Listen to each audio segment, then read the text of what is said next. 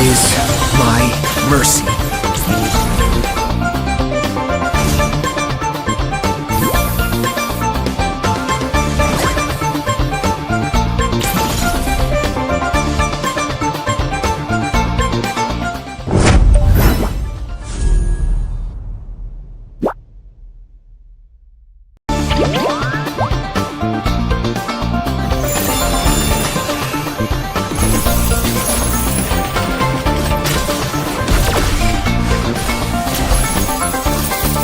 I am more than a weapon.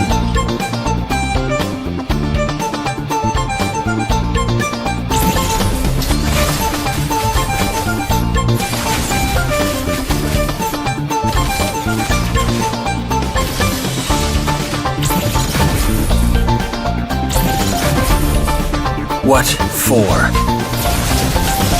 You asked for it. Chain up! It is my mercy.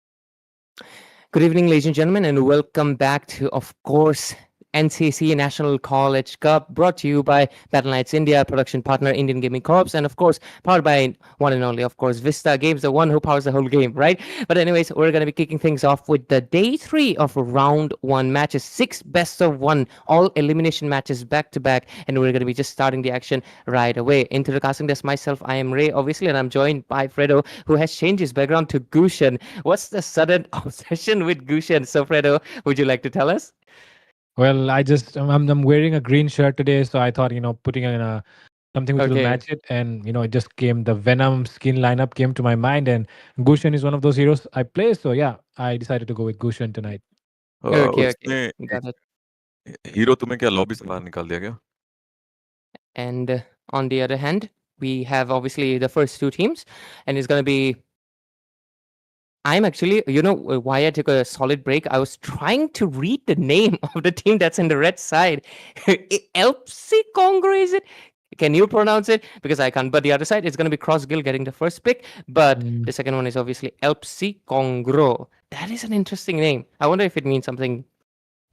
I have no idea. Let me search, actually. I would love to know what that means. But anyways, one is from NBU, which should be North Bengal University, and the other side is SLDC. My guess it's Sri Lakshmi Chandra Degree College. It should be that, SLDC. But let's see, we'll get a confirmation for their colleges pretty soon as well. The draft has begun, and we can see the Fanny ban.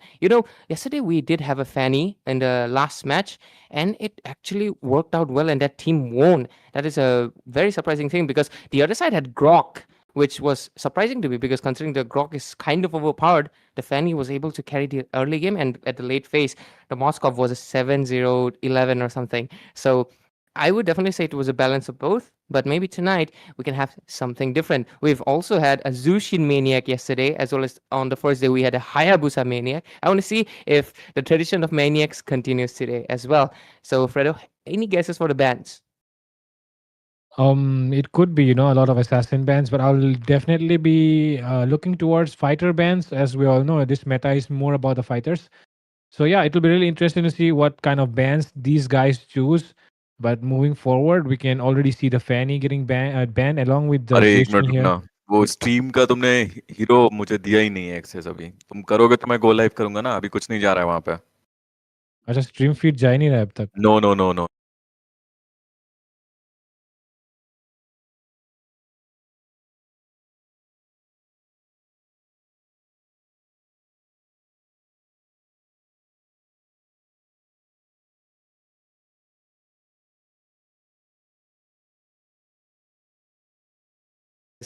communication, but it's all good. The production is, I mean, it's all fine. Let's focus into the game. Fredo, I just confirmed. Apparently, it's Elppsycongro. It's supposed to be a quote from the anime called Steins Gate. I have heard of that anime, and that's interesting. It's from one of the authors, so maybe they are a huge fan of that anime.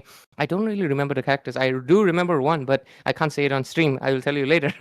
But overall, we do see the grog band as well as the min sitar. I've been getting, funny enough, I've been in the shorts. I've been getting a YouTuber called King's Gambit or something, and he posts only min sitar videos. So it's kind of funny that as soon as the NCC starts, we're seeing the min sitar ban. I wonder if that guy is like influencing the community, to ban out the min sitar. Could be possible because that dude solo carries with him min C Rome 2 as well. So yeah, that's an interesting thing. Anyways, Zetian and your favorite Alucard getting banned. How does that happen? Explain.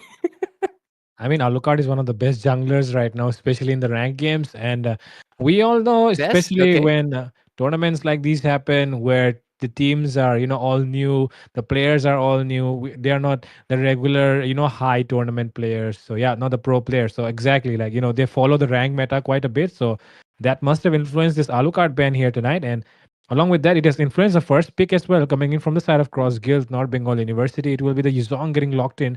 One of the goats of the EXP lane, definitely getting a little bit of that spotlight in the first pick here. So yeah, let's see if Crossguild can use the dragon, to its max potential in the EXP lane tonight.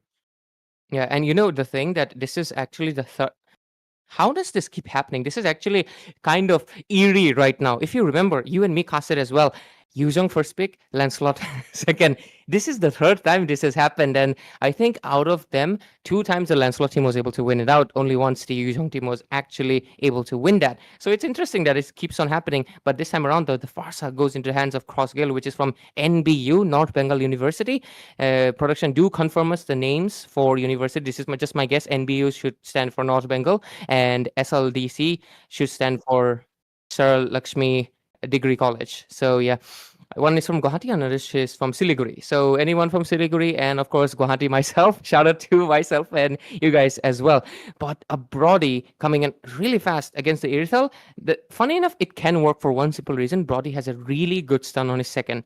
He can easily go for an ambush pick and just follow it up with torn apart memory. And Irithel is very squishy. She will get bursted out because, as you know, his ultimate will follow you even if you try to distance yourself.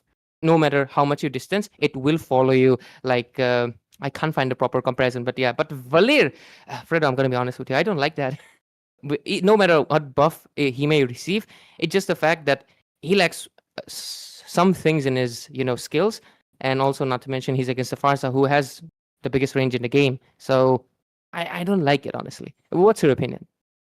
Well, I feel the same way. But Mhm. one thing I'll definitely say is the crowd control immune that his ultimate provides. It does come in handy sometimes. You don't need to carry a purify, Mhm. so you can always rely on that flicker. Utility, And of yeah. course, yep. And good Valir players are usually very good at maintaining the range and always poking with that first kill of theirs, lowering the enemy HP, and before you realize it, half of your HP is gone. So yeah, that's why it's kind of a double-edged sword at this point. But it also depends on what kind of picks the enemy comes up with. I mean, I feel like they might be, foreseeing a Fredrin pick, considering the enemy has a Lancelot. So yeah, that might be one of the reasons why they've went for this Valir. In case the enemy decides to pick a utility sort of jungler, then it will come in really handy to Good try point. and protect the Lancelot Good here. point. Good point, actually.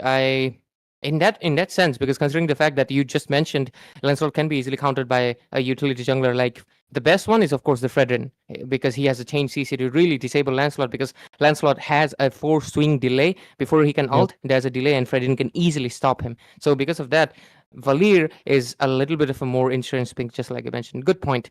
But that would also mean that Crossguild, which is from NBU, they have to put their heads into it. Considering the fact that they are banning out utilities themselves, it is interesting. They really want the Yuzhong to be doing good, but I feel like they could have left the Parang open and perhaps picked it up for themselves. But hey, it's okay, because at least they eliminated out. But there we go. It's going to be the Arlo that's going to be coming in for the hands of Elppsycongro, which is from SLDCG. And what's the response? NBU, Crossguild.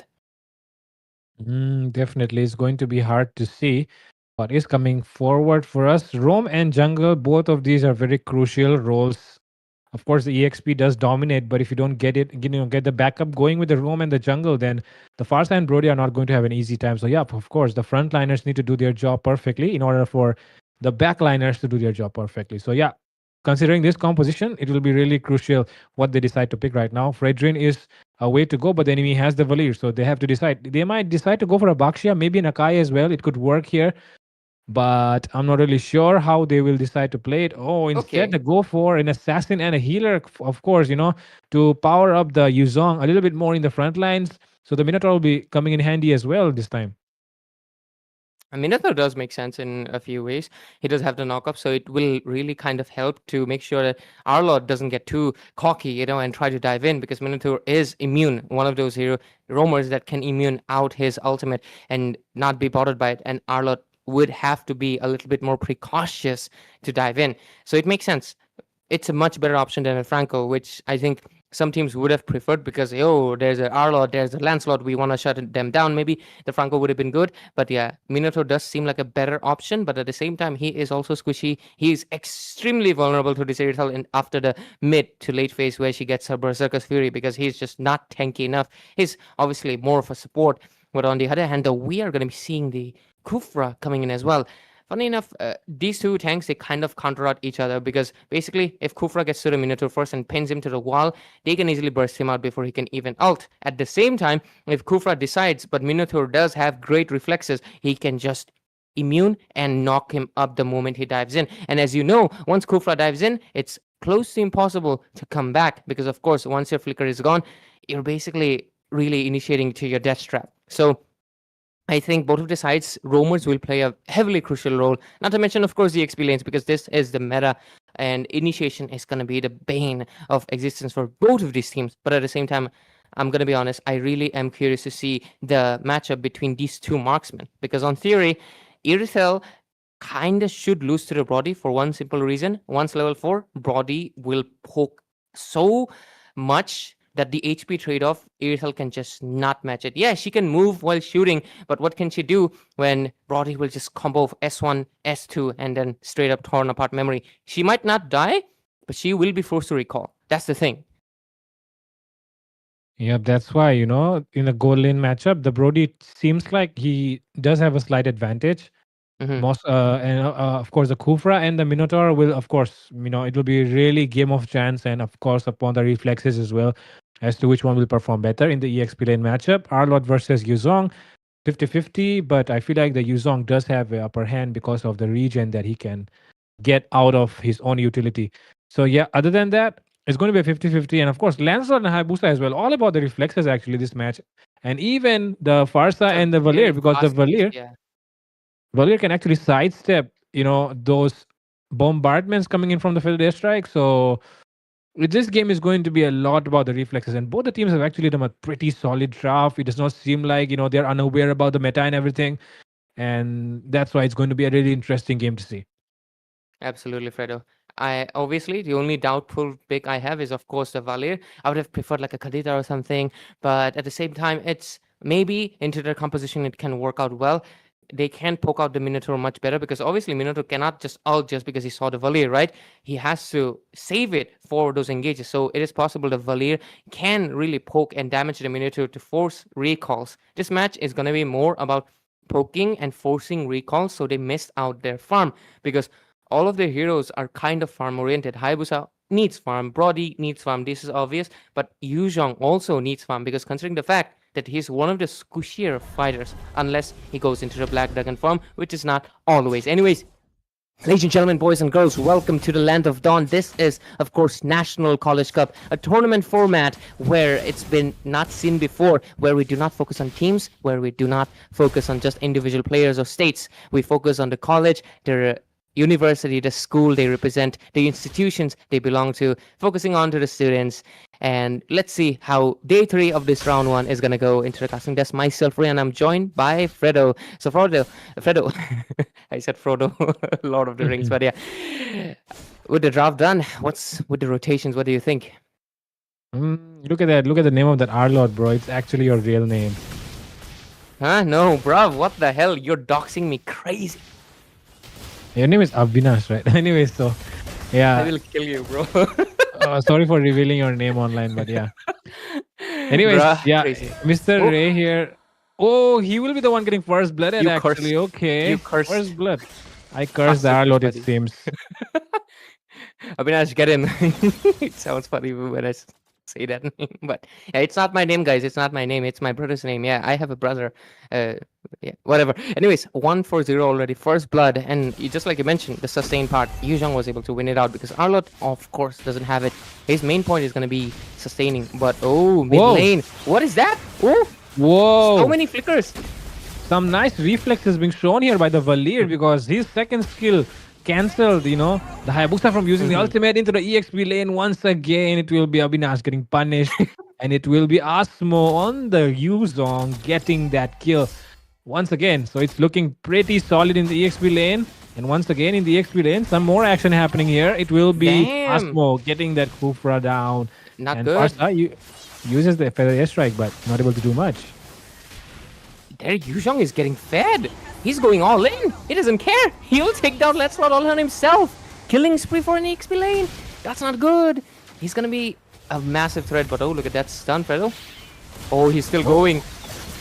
And he's still going in for the Valir. Might be going down, though the passive pops off, and it will be a lot of damage being done. No anti-heal. Now, Nemesis comes in, and Nemesis will be able to take some sort of revenge, and he'll be able to get a shutdown onto that Yuzong. But now, the Brody does get the opportunity to farm up the bottom lane. That is kind of bad. The Kufra shouldn't have been the one to get the shutdown. If they gave it to Nemesis, their sides would have been completely switched. But yeah, the gold will go into the hands of Roamer. So because of that, not much gold difference yet, because it's still into the favor of NBU, obviously, Crossguild. And with that, their experience still though, he did give away the bounty, but does he not have more gold? Yes, he does. So that will put Abhinash even in a worse place on this Arlott. And I think he's trying to go for damage because he has that emblem. I do think going for a little bit more tanky, because considering their team does have good damage. Yes, their mid laner kind of lacks it, but it's good enough. On the other hand, the Shu Kurenai, I do think in that point where the Valir and the Kufra, that was actually very valuable. He was able to bait out 2 flickers. Even though that is some amazing reflex work, 2 flickers is a lot, considering that was just a Hayabusa who had just used his ultimate. But oh, Kamzuk over here, looks like it's just providing some vision. 5-1 score. The goal lead not much just yet, except for 1,000. But when you consider it's only been under 5 minutes, that's a really good, I would say, steady slope of snowball. But oh, Lancelot, better watch out. Yes, he was aware that the Yuzong knows his position. Arlott getting into position for the team fight as well. There it comes. Tyrant's Revenge being used there on the Brody. Flickers out to safety. And there it comes once again. This time he might be able to take down the Valir. The reflexes won't work. And yes, it will be the Valir getting taken down by Shu Kurenai. And with look at the focus into the turtle. Oh, the knockup is so on point. Asmo will get the kill on Tobias. And the Feather Airstrike was also obviously the aid. And right now, Asmo is just low-key kind of carrying his team, considering the fact that they're going to be able to get this easy turtle soup for themselves, 7-1 score. And just like I mentioned, the slope of the snowball has even inclined even more. And because of it, we can clearly see some difference. But oh, Kufra was not aware. Brody was on the other side. That is kind of funny. But overall, I want to see the goal difference between these two. But oh, Lancelot just getting bullied over there. Yeah, he was able to get away using the puncture. And now Valir comes in. It might be the Yuzong in trouble this time around. Asmo won't be able to escape. It seems uses the Black Dragon form. Tries to buy some time, but it's not enough as the Valir will still get him down with that fireball of his. And even the Irrital forced to recall. The Brody is definitely dominating his lane. Hayabusa tries to poke Zai on that Valir a little bit. Just a scratch on him for now. I think the Valir is obviously trying to do his best, but his main focus is obviously going to be the Minotaur, and at the same time trying to do something with the Yuzhong. He needs to bait out the Yuzhong some way or the other. Kufra over here did try to go in for initiation. He did have his ultimate, but just like I mentioned, the Minotaur does have a proper counter, considering the fact that he has a knockup, easily able to cancel the Tyrant's Revenge much better. And because of it, we can clearly see the impact that it has made. But oh, into the mid lane, the Valir, this is one thing, he's a little bit early engaging. He needs to wait for the perfect time to bait the Yuzhong because he has the stun to make of it. He can shut down this Yuzhong much better because that Yuzhong is creating problems for their jungler, their EXP, as well as their marksman. So I think Valir has to step it up a little bit and change the things how it's going. So far, none of the turrets have fallen, but there's a little bit of depletion on the HP on all of them, I would say, especially considering the bot lane, the far right and the far left, both lanes have been affected slightly left and right, but there we go. The last hurdle of the game going to be spawning in 5 seconds, and Lancelot eager to take it, but not sure if he can though, because they don't have the gold, they don't have the lead that much. Let's see what's gonna happen. We do see some poking and the team members are gathering. Look at that, Fedo. Bad positioning here from Deyes might be taken down, but able to escape. Feather Destruct lands in as well. The bombardment is coming in. It's a lot of damage being placed here. It will be the Minotaur falling next down. Will be a double kill for Shu Kurenai into the backlines. It goes, and Yo Zong trying to come in to the Lancelot. Double kill for the Brody as well. Things are looking good here for Crossguild, and North Bengal University will be really happy, cheering for their team right now. Absolutely, because their team is doing exceptionally well. I do think it's mainly because of the fact that SLDCG is kind of struggling with the engagement time. But yeah, let's look at the itemization. Well, he does get his first slot. Almost everybody has gotten the first items, but let's focus on the fact that who's getting the second one. Aethel with 2 items, that is a good thing. But on the other side, Brody is building towards his third, which is an anti-burst item. So Aethel, even if she tries to go in, she won't be able to do that. On the other hand, though, the Hayabusa also done with the Skypiercer, building towards his third slot. Not to mention the Yuzhong is building most of the recipe items. So his build is like slots are full. So he's kind of beefy already. He's just going to be needing to full the itemization pretty soon.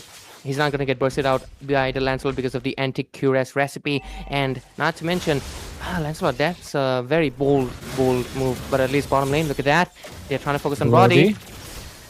Brody is using those stacks. There comes the rose gold as well, and both the gold laners will kill each other in the killing spree for Brody, but he will get taken down as well.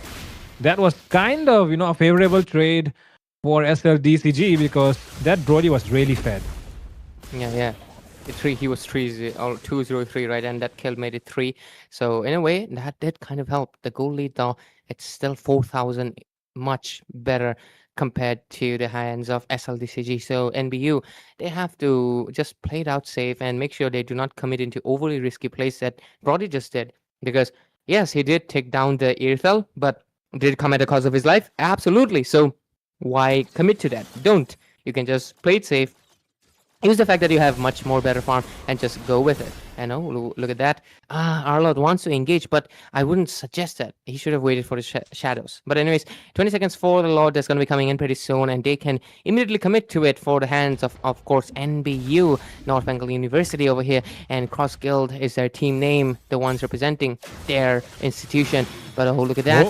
Aethel, most likely going to get bursted out, is it? Husklaw coming in clutch. Yeah, definitely. And now the Yuzhong cancels the charge of the Kupra. Now Kupra might be not getting taken down there. Minotaur comes in with the ult. A lot of skills being used. Bombardment coming in from the far side as well to zone out the enemies from the mid lane. And after everything being used there, now it seems like North Bengal wants to go for the Lord. I wanted to mention that Xbox flames look similar to the Neo Beast of Farsa. it has a similar color palette. Yeah. Anyways, 12-4, the Minion Fury is on cooldown, so maybe this is a green signal. Even if it's a green signal, they don't have their own retribution on table. Lancelot is a little bit too far away, they can't really commit to it. Aethel did try to push the bottom lane, they did get the tier 1, but it's not going to be much of a disadvantage to the hands of NBU over here. So they can easily go in for the Lord, or maybe it can be wasted. Maybe they just want to focus on the other tier 2s, because look at that, but what's happening over there? Minotaur, no issues. But I think they're just going to focus on the other tier 2s. Look at the positioning of Yuzhong and Brody. They want to take down the tier 2 turrets while the Lord will serve as the distraction. A good macro play coming in from the side of North Bengal University over here. They're doing a good map control. Some teams usually, new teams that I noticed, they kind of commit to the Lord easily. They don't really try to control the map that much. But this team, they're doing a really good, solid job, taking it slow. Exactly. They do not try to force the Lord in too early, and they try to push down the other tier 2s before that. So now they're focused on the top lane, And the Valir seems to arrive as well. Shukurena is very, very ready with his shadows, and he just needs Level a little 15. bit more vision for, okay, maybe the Kufra and Lancelot are ready as well to take him down if he does commit any mistakes. And it was nice of Shukurena to try and not commit yet. And this game, even though it does look like, North Bengal is having a huge advantage, I feel like SLDCG also have their hands still into the game because they have the Lancelot, which is, of course, one of the best junglers right now in this meta. And along with that, you have the Irithel as well, the best marksman in this meta. So, yeah, these picks could really help them to carry in the late game. But for that, they do need good amount of setups coming in from Arlot and the Kufra. So, yeah, it will be up to the Arlot and the Kufra to try and, create a setup, make a moment, get that opening for their damage dealers to try and make a good play. Absolutely. And with the Lord, that's going to be coming in at basically 1 minute. This is a game of anticipation. It's a game of wait and patience because they have to wait out and try to farm as much as possible. But the Hayabusa is already level 15. So that's a massive level advantage that they have, as well as the damage factor, because of course, attack and defense scaling with your level, it matters a lot, not to mention your skills as well. Hayabusa, does he want to commit? I wouldn't think committing to Avinash is good, but look at that. Huge long. Asmo might be getting taken down here. Black Dragon form will save the day. Here comes the Manan Fury, and with that comes the quad shadow kill. But it will be the Fufra getting taken down first, and shut down, secured here by Nemesis onto the Hayabusa. The jungler of NBU is down, and that means they cannot approach and try to get that objective, which will be coming up in less than 20 seconds. But that is a good one because it's a shutdown being secured here, and that too by the goal laner. And let's look at the itemizations right now. The Irithel with that kill finally got the rose gold and building towards the last item. So she's close to full build, and this is where the disparity is going to be showing, because despite the fact that Brody is... No, actually, there's not much gap. That's 300 gold difference, which is at this stage of the game, which is 13 minutes. That's not much. That is a little bit concerning for NBU right now, because the side of SLDCG, they can make a clapback. And so if they are paying respect, because look at that, even Asmo, who was dominating so much in the early game, but oh, what's happening in the middle phase? A bad mistake, was it? Because the Farsa got taken down by Nemesis, but right now, look at that, the bottom lane focus. Let's see what's going to happen with the Farsa down. Fredo, looks like this could be a full-on clapback from the side of SLDCG. Yes, SLD definitely trying their best, and seems like the two junglers are about to make contact in the mid lane. Let's see who gets that first, and there it comes. Oogie Shadow Kill has been used there. The damage just transfer onto the creep, but it's not enough, as Shukurena will still come out on top in that 1v1, and with the enemy jungler down, now Minon Fury comes in as well. 3 members getting knocked up. There's no follow-up coming in through though, but Brody does arrive to the scene, and the Kufra charging up gets cancelled there by Asmo, and Asmo is getting all those shots taken. He's soaking in everything and still surviving in the backlines. Gale goes down finally. Brody already committed with the Wind of Nature. Now he might be getting taken down because he's too deep inside the enemy territory, but instead it will be the Arlot going down, and Shukurena comes in once again. Killing spree for the Hayabusa, and things are looking set here for NBU. Immediately they make a response from the hands of NBU, and I do think there were a few mistakes here and there from, of course, the Lancelot. Like when he saw the Hayabusa, I feel like he should have maintained his distance, got a little bit confident that he could dodge the ultimate, and because of it he got ultimately taken down because he was still level 14. There was a slight bit of difference, as well as the fact that gold difference is still there, item difference is still there. Since he did not respect, he got taken down. The team became a 5 versus 4, and it became a numbers game. And when that happened, Nemesis was trying to even out the odds, but ultimately he had to retreat because the Brody committed extremely with the flicker play and the Wind of Nature. But even though Brody got taken down, it was a positive trade for one simple reason. Hayabusa was able to get the positive trade by taking down 3 people himself. So I do think ultimately that was obviously a positive thing into the hands of NBU. 17-8 score. Not much goal lead though, because SLDCG, they are trying to, the representative of this institution, they're really doing a good job at trying to maintain and stall this game as much as possible so they can make the Irithel shine the brightest, shine brighter than the Brody. And if that does not happen, they might just lose it out. After all, this is the best of 1, and only 1 chance will be given out. Definitely, just 1 opportunity is all it takes to throw the game or win the game. And right now, both the teams are hanging by a thread, very close, both sides. And especially right now, it seems like Kufra trying to go and engage, or probably Asmo. Maybe he wants to back off right now. Not the right time to engage. Does not really have those minions. Minions are at the bottom side. The pressure is there, but it will be cleared very easily by the Retail. And like I said, the game is hanging on the thread. The one who makes the mistakes first will be the one going down. But one thing is NBU have a lot more turrets, so it still won't be easy for SLDCB to try and, get this game easily, even if the enemy makes a mistake. Yeah, absolutely. And right now with how the game is progressing, I do think this can be potentially even anyone's game, because look at the goal lead. It's actually almost same. And at 16 minutes, that's actually a compliment for SLDCG, considering they were really, really behind. But right now, they have equalized the gold amount. But what else is not equal is the fact that the turret game, we can clearly see that the side of SLDCG is losing many of their inhibitors. Sorry, tier 2s. Only the second middle one is standing. Rest of them all are down. That makes them vulnerable. Top and bottom, left or right lane, whatever you call it. They're basically vulnerable to a Lord coming in. And if they cannot defend this, they might just lose out an inhibitor. And then once the basic is exposed, they can commit completely from the hands of NBU. And we will just see them getting the win. This might be one of the longer games, because these few days we've had games that are 9 minutes to 11 or 12.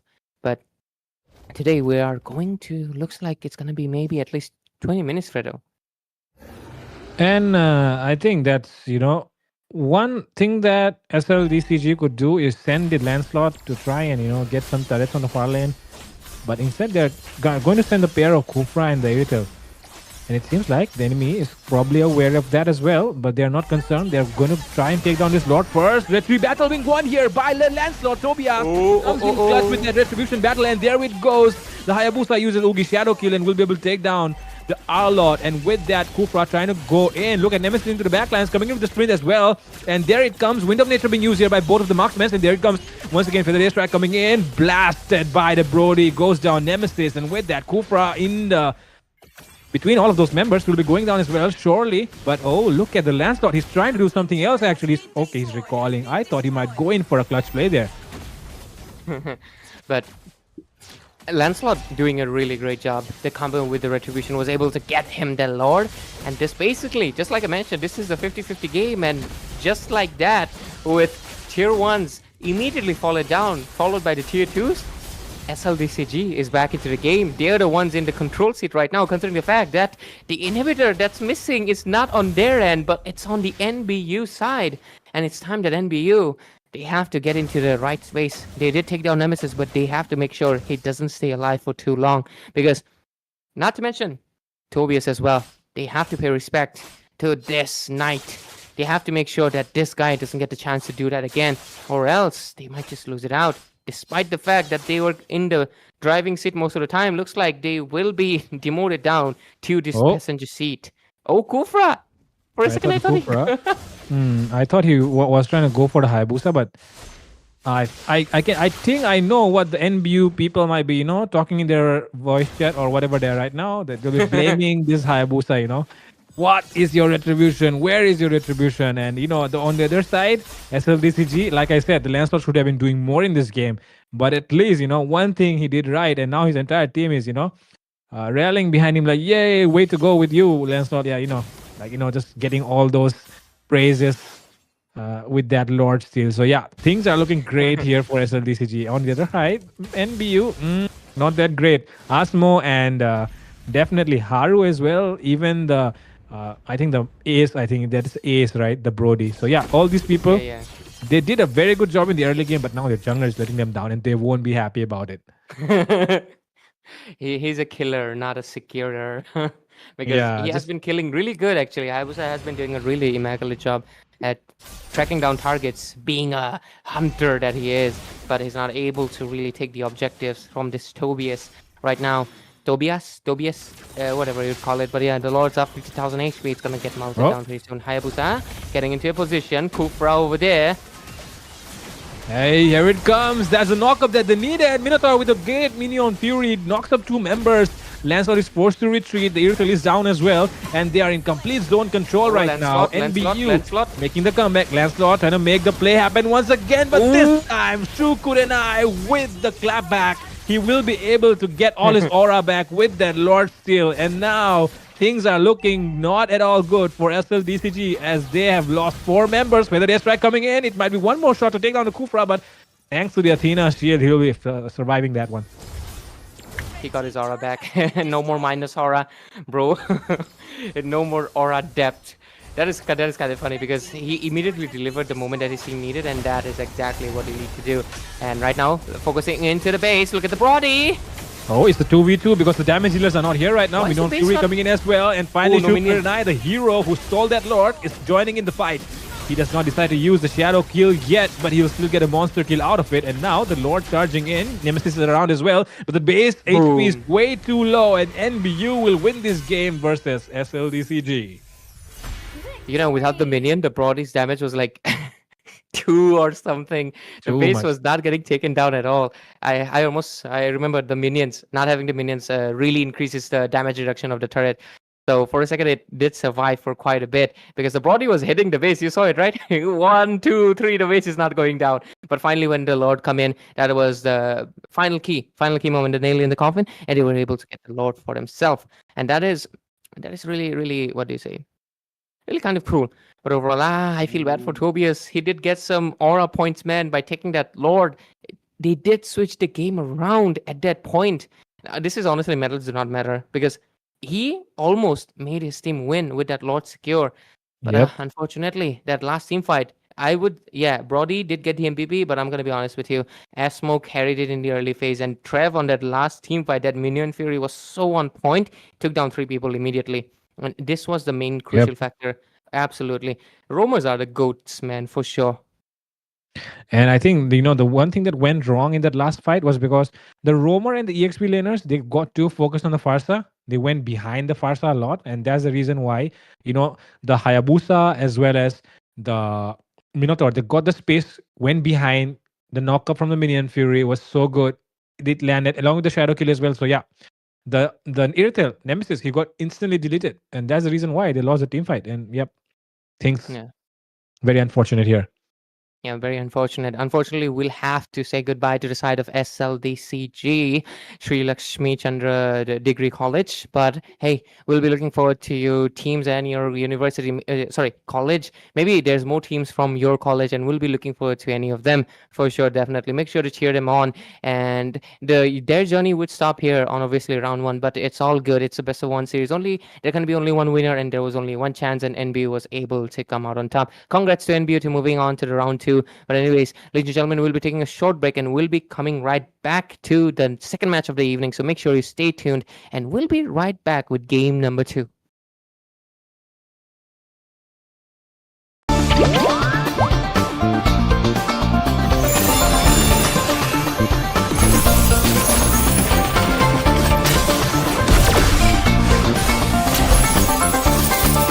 I am more than a weapon.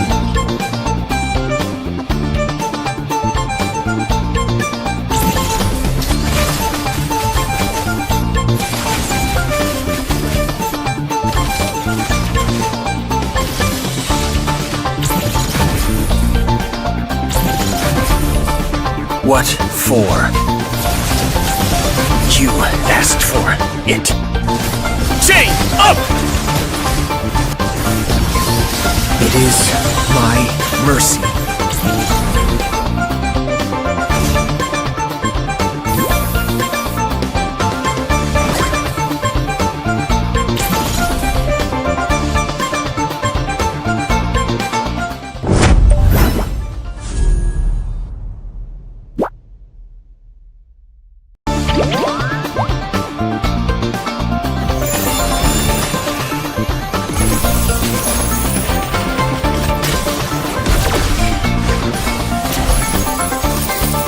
I am more than a weapon.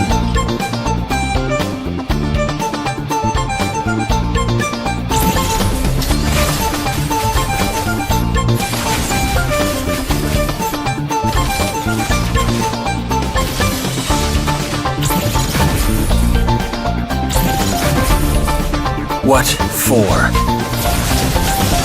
You asked for it. Chain up! It is my mercy.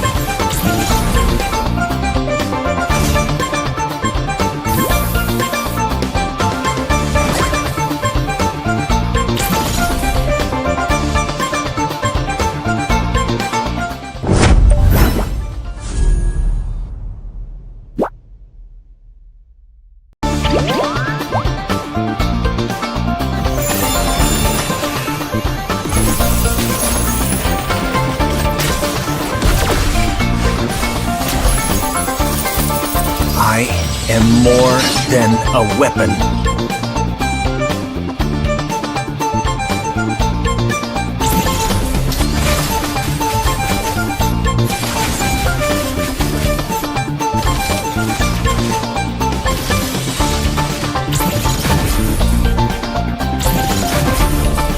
What for? You asked for it. Chain up! It is my mercy.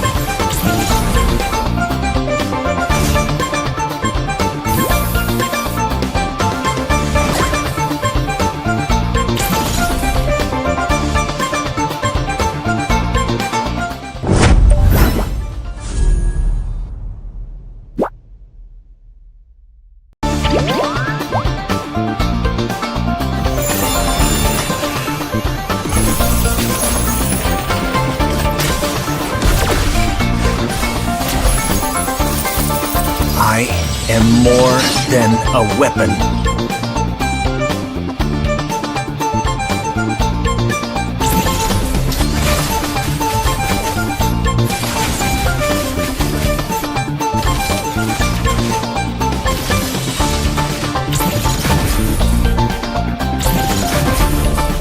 What for? You asked for it. Chain up! It is my mercy.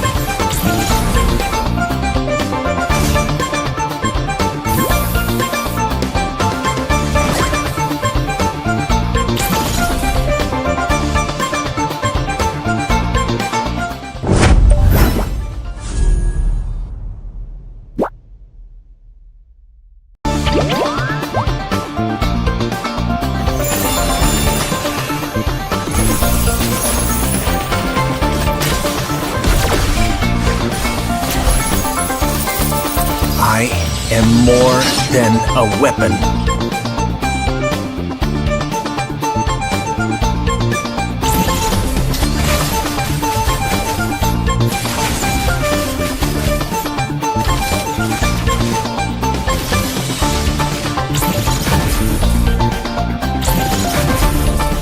What for? You asked for it. Chain up! It is my mercy.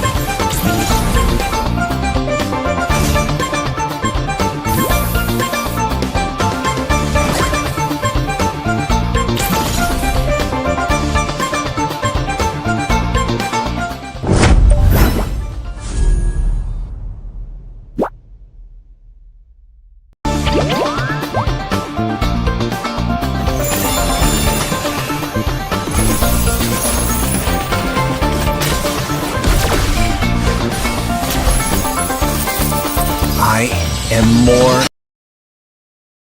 Welcome back, ladies and gentlemen, to NCC National College Cup, brought to you by Battle Knights India, powered by Vista, and of course, production partner is your beloved Indian Gaming Corps, who is bringing all these beautiful effects on your screen that you can see.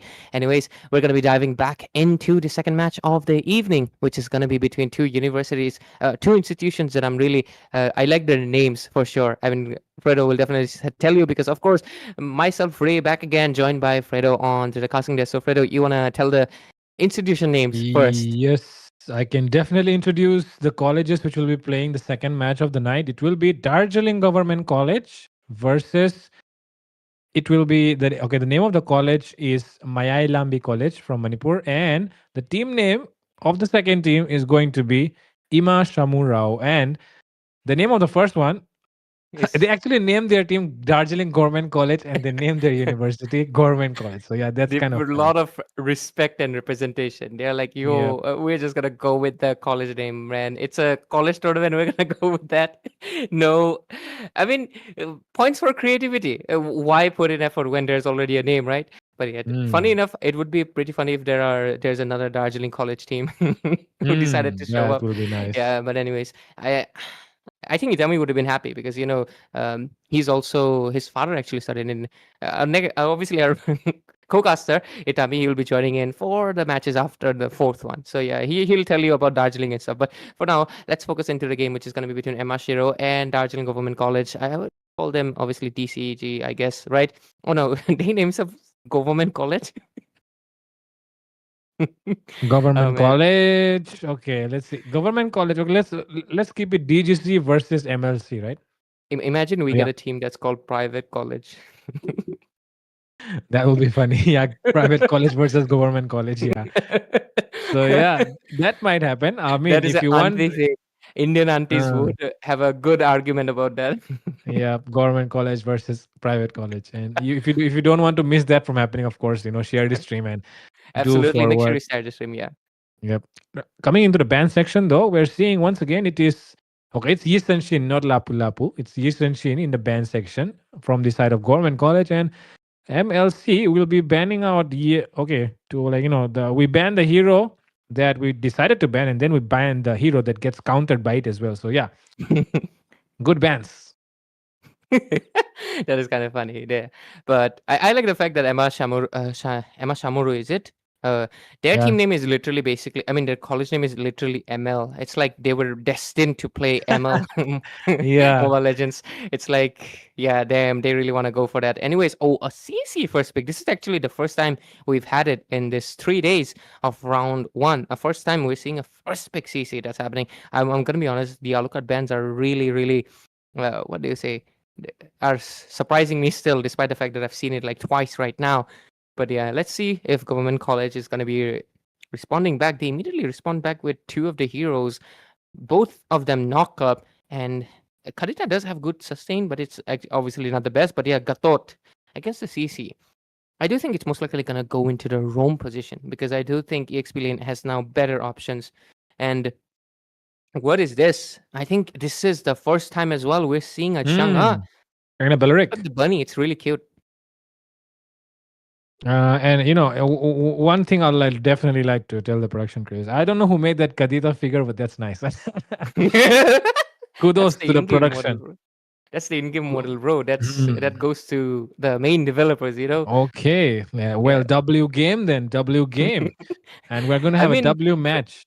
Fredo, I think I can't blame you. But I mean, I'm the one who pays a lot of detail, a lot of attention to the models and stuff. I mean, if you want to get what do you say? You can see how good this is. But yeah, jokes aside, I mean, actually the models and stuff are very detailed. If you understand what I mean, I can tell you later about this for sure at night later on. But for now, we're man, I can't say it with a straight face, but the bans are going to be coming in. And of course, with how they've picked up the green jury immediately, they're going to ban out, obviously, the counter marksmen. But I want to ask you, Fredo, lately I've not been playing that many ranked games because I don't want to be that too competitive. But any classic game that I play, if I see a Chang'e, she's going to be on attack speed build. What's up with that? Or is it going to be, and is this going to be happening this game as well? Well, it could be, I mean, you're getting one shot, so might as well try to take a risk here by going for that mid lane push Chang'e, where you get, where you end up getting that chocolate, but you still win the match. So, but the for that mentality. Yeah, but for that, you need your teammates to be holding the game. Like your teammates should not let the enemy push down. Like you cannot die when you're having your Chang'e being pushed. So yeah, but in case the enemy decides to go for a Fanny, which is probable. I mean, not the most probable, but who knows what the jungler might play. If there's a Fanny, then of course the Chang'e, she will not have a good time pushing. Yeah, will become rendered useless. Yep. True. Maybe even the Sun with an arrival, Zilong with an arrival. I mean, anything with an arrival could, be a good counter here. Absolutely. Because attack speed Chang'e gets countered by the radiant armor heavily because it's obviously DPS. Radiant armor is really good at it. Funny enough, her ultimate actually hurts more if you just go full burst. That's why I actually get kind of confused. Why is the Chang'e going attack speed? But then I see that user, the player, just taking down the turrets like it's butter. Like I see the icon in the map and suddenly the turret is gone. So I understood the psychology. But I was thinking, in a tournament, is this worth it to commit? Because it's risky, just like you mentioned. Anything with your arrival can stop it, as well as a very fast-paced jungler. Like you don't exactly need a Fanny, you can even get a Ling. And Ling is just immune. At least Fanny you can hit with the basic attacks. Ling will just be on top of you in the sky. So, oh my god. Did you manifest it? You manifested it, didn't you, Fredo? With that background of yours. We're going to be seeing a Gushan and a Melissa coming in. And they're a team from Manipur, aren't they? Yep, they are a team from Manipur. I'm not really sure how this Gushan, and how did they come to think of Gushan? But I do see the idea here. They're trying to burst down the Kadita before the Kadita can do something. Oh, we're seeing the arrival of... I mean, I would have liked it if they show the the Levi Ackerman thing, or maybe if they're using the Levi Ackerman skin here. But yeah, it's going to be really fun to see what skins they pull up with. But for now, the draft is looking really attack speed based. I mean, the side of Ima, Shamurou, MLC, they're looking very how do I say it, DPS based, except for the Gushan. And the Gushan, if he decides to go in, there's a lot of crowd control and a lot of tankiness. So I don't know how this Gushan is going to get his hands on this Granger. Yeah. Only one he can take down is Granger, and Granger will be protected heavily by that Gatot Kacha. So unless he's able to take down the kills really early on, which he won't be able to do so because Martis is the early game king. This guy can legit just snowball anytime. Anytime there's a Martis. The main weakness of Martis is late game. But early game, this guy is nasty. He'll just take down anyone because his ultimate is just a my kill. It's even more dirtier than the Karina because Martis just hits true damage completely and decimation is hard. But anyways, it looks like, ladies and gentlemen, boys and girls, we're going to be diving into the Land of Dawn and we're going to be witnessing the second game of this evening between ML College, which is Emma Shamurou, and DGC, Darjeeling Government College. So let's see how's it going to be. On the casting desk myself is going to be Ray, and I'm joined by Fredo. We're seeing the debut of a lot of heroes tonight. We're seeing a Beleric, a Chang'e, a Gushan, a Melissa, a Martis. Name it. All of them are actually the first time. Whoa, legendary boy. Showing some recalls on the face of the enemy there. Playing some mind games. I hope the Lapu doesn't get tilted and, dive inside the tower or something. But yeah, his name is Legendary Boy. He does like to make legendary plays. So yeah, things are looking good here. Fun and entertaining. At the beginning of the match, there's a lot of action going in the goal lane though. A lot of trades happening, a lot of blows. And it seems like the Gatot is the one on the receiving end who is forced to recall right now. So yeah, that's a good play coming in from MLC for now. Yeah, Coxie Senpai receiving a lot of blows. And the thing that I'm interested in is the names for the side of ML College, because look at that, the Martis already wants to do his job, but Lucian over here, decides to go in. Could be a mistake here, and luckily, due to the increase in that dash distance, he will be able to survive that one. Fredo, tell me how to pronounce their names. Ricky and Melissa, their names. Yeah, Ricky, Naurem, and Toingamba. Okay. Yeah. Namba? Okay, the G is silent. Okay. No, it's not number, it's ngamba. There is a G. That's a sound. Okay, nungba. Okay. Okay, never mind. Try it later after the stream. It's like we have a letter called, it's like NG as well. It's like nga. Yeah, I think I'll do it. But anyway, Turtle. Exactly like that. Okay, Turtle getting taken down here. There comes the meteor shower. Not enough damage outside the range as well. But look at the curtain call, dealing a lot of damage here.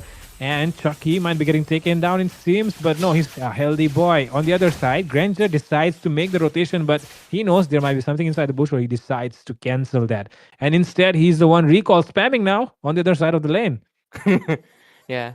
Talking about the Melissa's name actually made me realize I don't speak Assamese that much, and because of it, I actually forgot how to pronounce the NG word, nga.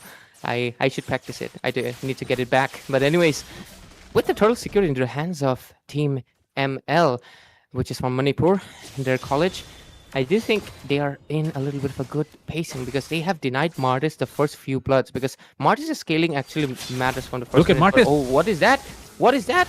Ricky over here? Ricky decided to commit, and with that commitment of his, he will be the one getting taken down first into the hands of Anish. And Anish is actually a very lucky guy because we all know the Kadita is an assassin kind of mate and likes to get those kills, and he needs that farm for the damage. So yeah, good start here for both the sides actually, but not good here for Ricky. Okay, Mr. Devil over here will get the Sky Piercer. So they're going to be getting the first slot in items pretty soon as we dive into the 4 minutes of the game. And with the first items, I think the Granger and Melissa. I think Melissa has a little bit of a better power spike because, you know, she gets the attack speed, can dish out a little bit more damage. I think the Belleric was Legend. holy, but oh, legendary boy, better watch out. Oh, legendary play may be coming in right now. It's a 3v1. Will he be able to escape this? No, he will not. Mr. Devil comes in with that decimation strike. True damage it is, and he will get taken down.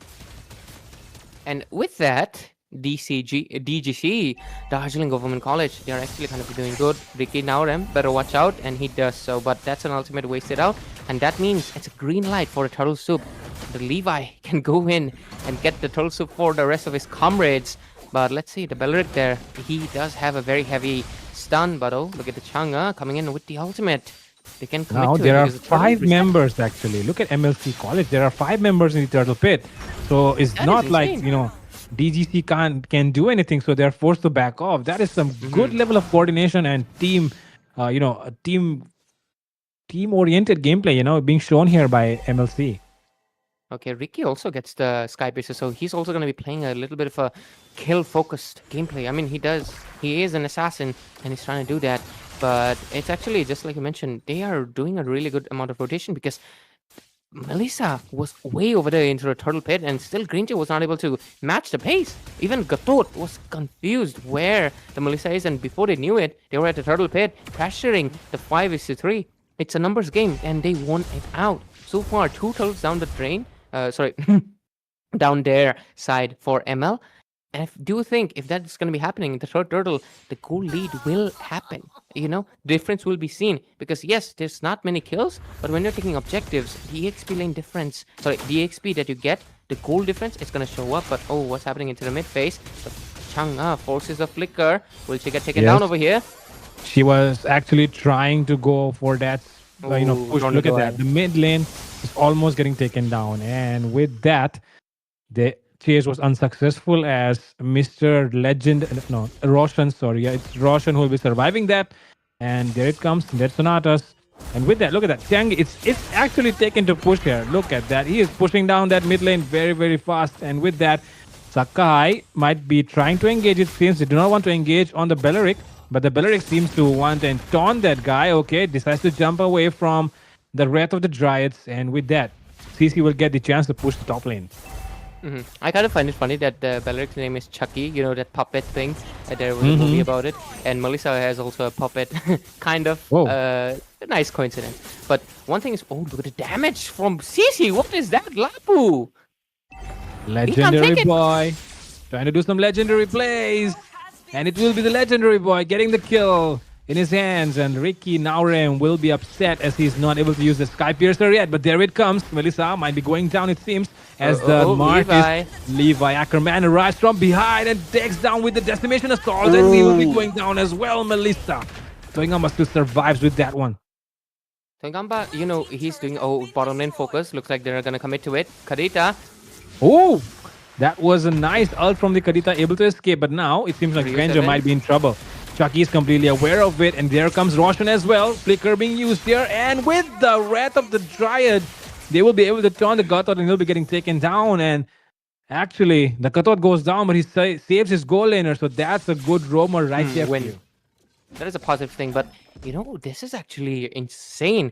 The side of ML, you think their draft is a little bit, you know, some people might call it epic draft, you know, Gushen, Militia, and all those kind of stuff. But they have been playing a very, like, objective-focused game. They got all the turtles. Not a single was given to the hands of DCG. Their Changi is doing an absolute menace of a job because look at that, top and bottom lane, tier 1s are gone. And right now, because of that, their mid goal laner is actually abusing the heck out of the rest of the members. Yes, they're not. Lucky. It's kind of equal, but oh, look at the bottom lane. The focus there. Gatot, Coffee AOG. Senpai will get taken down. Sky Piercer being popped off here. And with that, the stacks come in as well. But now look at that. Legendary Boy trying to make legendary play on the tower. But now he's going to get taken down by Levi Ackerman. It seems the legendary Boy with the legendary plays here, ladies and Roller gentlemen. He skates. will be able to get away. My goodness, legendary Boy. That guy's actually legendary. But oh, Ricky, he's in a tight spot right now. Will be getting taken down. Decimation being used here, Mr. Devil. And now Chucky comes to help, but he is too late. It might be another kill into the hands of the Martis. Yes, it is. Mr. Devil gets a double kill. Toingamba takes a turret down bottom. But is that trade enough? Martis tries to go for the blue buff as well. Legendary Boy is completely unaware. Granger approaching. Even the Lapu as well. They might meet in the river area. And probably try to take a fight. Legendary Boy is surrounded by 4 members. Can he make a legendary play here, it seems? Curtain call being used there. He doesn't understand that it's outnumbered fight. Decides not to take it, but still provides vision for his teammates. And Melissa most likely going to be coming in. The Lord's going to go down though. So they will just decide to not come in. The score is 46 DGC, Darjeeling Government College right now. They are kind of making a bounce back considering the fact that they were in a bad position because most of the turrets are down. Look at that. Tier 1's completely gone. Meanwhile, the side of ML, they have all their turrets except for the bottom one. So they are in a much better macro control. But with those 2 kills and the Lord secured, they are kind of making a little bit of retaliation. But for how long, considering the fact this Lord is going to get melted out and they are not able to take any turrets due to the presence of course, the Changi who's just clearing out all the lanes. But oh, the Gatot, it gets his ultimate cancelled out by the taunting from Belleric. But oh, bottom lane focus, look at that. Oh, comes in the Gator, completely misses that one, and Breath of that will be coming in as well. That's a good amount of damage coming in from the Bhushan, and with that comes in the Granger still popping off with his Death Sonata, and with that he gets one down, but Anish, the Kadita, will get taken down as well. Double kill here for the Granger. He gets a 2-0-1, might be able to get a triple here, but there it comes. The Changi arrives with her missiles, and Mr. Devil as well lurking in the shadows from the backlines coming in. And Legendary Boy might be able to make a legendary play here. Does he want to commit on this one? Yes, he does. Dives in inside the turret. Flicker play coming in from Rio 7 to escape. And Legendary Boy, mission successfully failed there.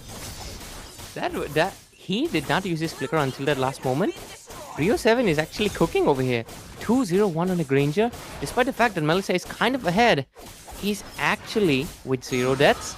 And he just clutched it from that CC. So well played. I really thought he's going to use the flicker early on when the Melissa was attacking him, but he did not until the last moment when it was absolutely necessary, and it actually saved him, really.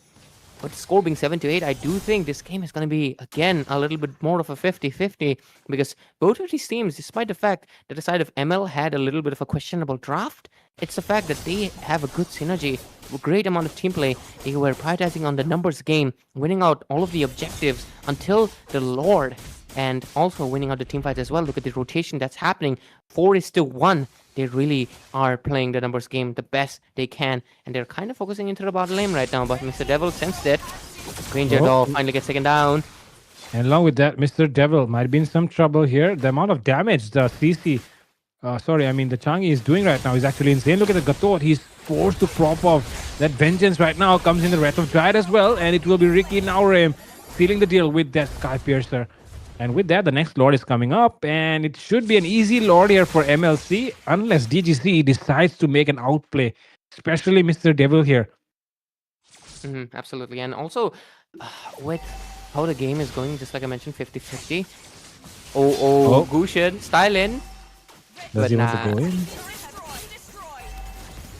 Lord though, Lord is up, and with the positioning of Mr. Devil, I do think he can go for steal if he tries to be sneaky about it. But there is a lot of pressure on his team though. CC just scouting out the bushes, but Legendary Boy is not aware. So Mr. Devil, if he makes a smart play over here and gets undetected out, he can go for a steal. Yep. DGC, ML, they are not aware. Emma Shamurou, they are not aware. Martis, can you do it?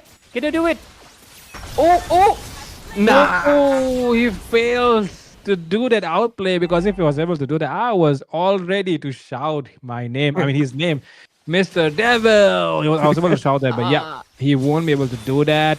like we saw in the last It's a game. meme, Fredo. It's expectation 5v1 Lord Steel, and reality is like Expectation versus reality moment hits you.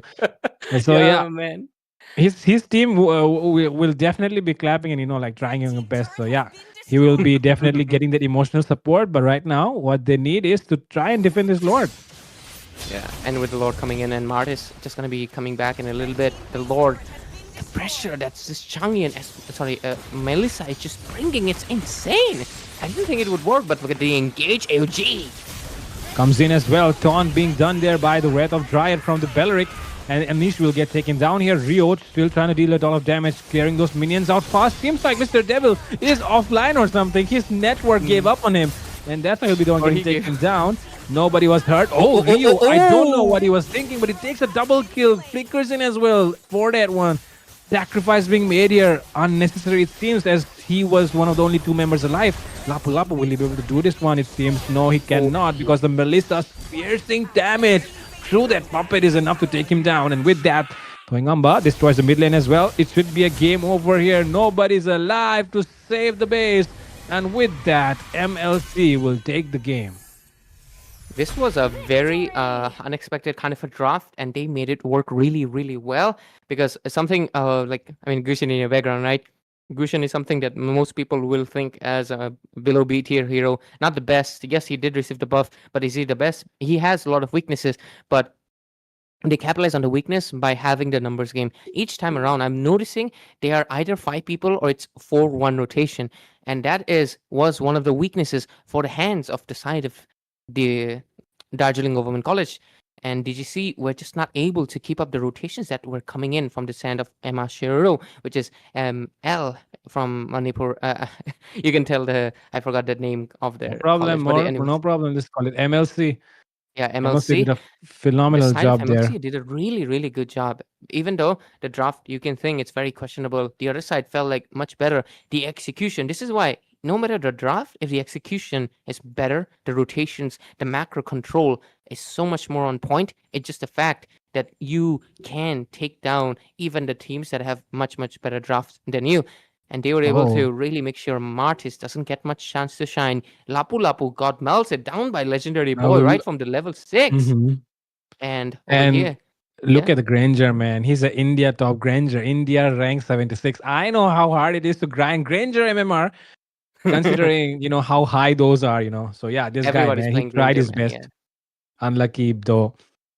But the team coordination that MLC showed, yeah, there was no way DGC could have done something about it. For sure, I definitely do think they have to move forward and get better rotations down, because their teams was better, but they needed to play a little bit more into the ambush, prioritize the Kadita a little bit more. Of course, Lapu Lapu with the flicker play would have been much, much better as well, considering the fact that their heroes are kind of better into the meta position. That's the whole reason of the meta, right? But they were not able to utilize it the best. I do think the Martis was not the best, but he wasn't the worst either. Just the utilization was bad, kind of. Yep, and with that, things wrapped up for the second game. We'll be taking a short break and we'll be back for the third one real quick. So don't go anywhere. Stay tuned on Battle Knights India.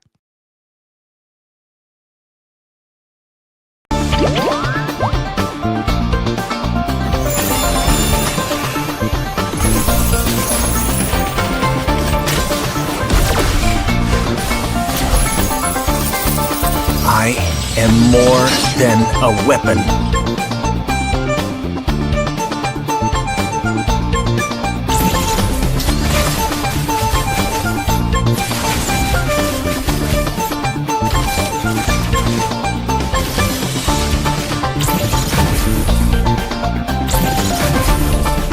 What for? You asked for it. Chain up! It is my mercy.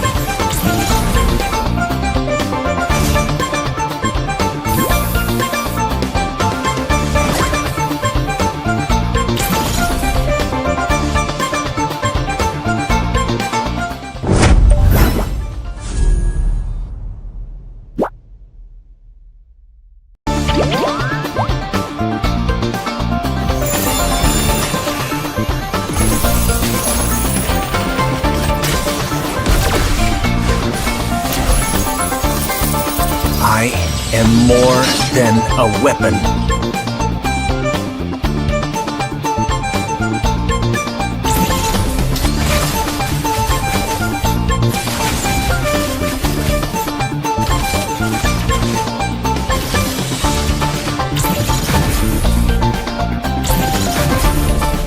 What for?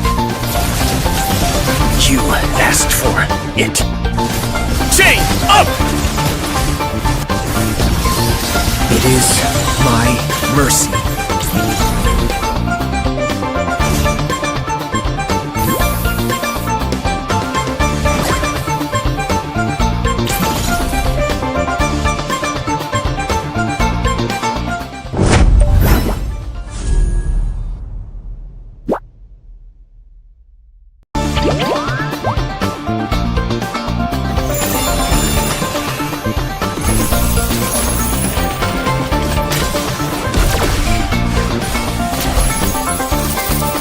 I am more than a weapon.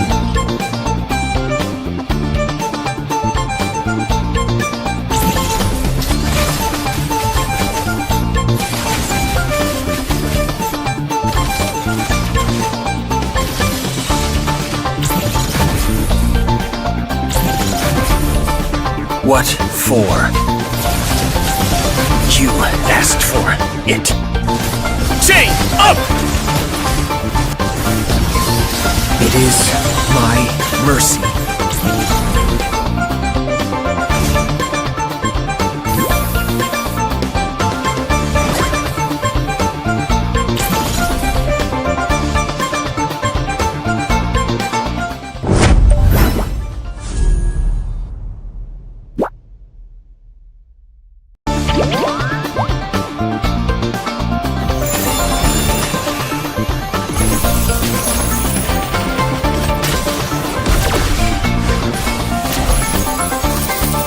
I am more than a weapon.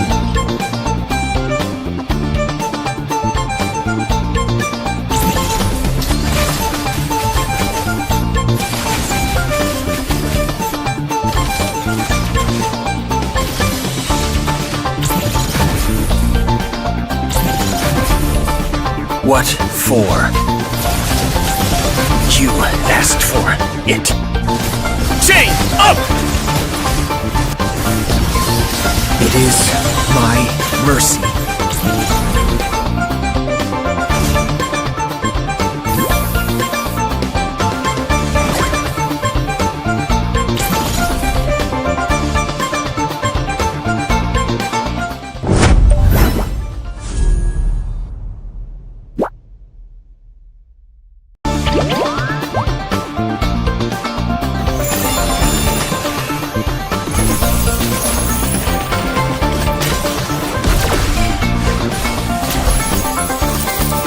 I am more than a weapon.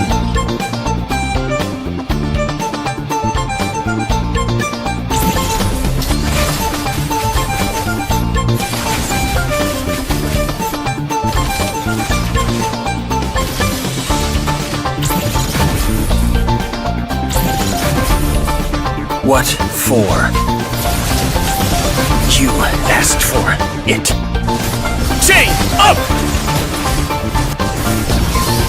It is my mercy.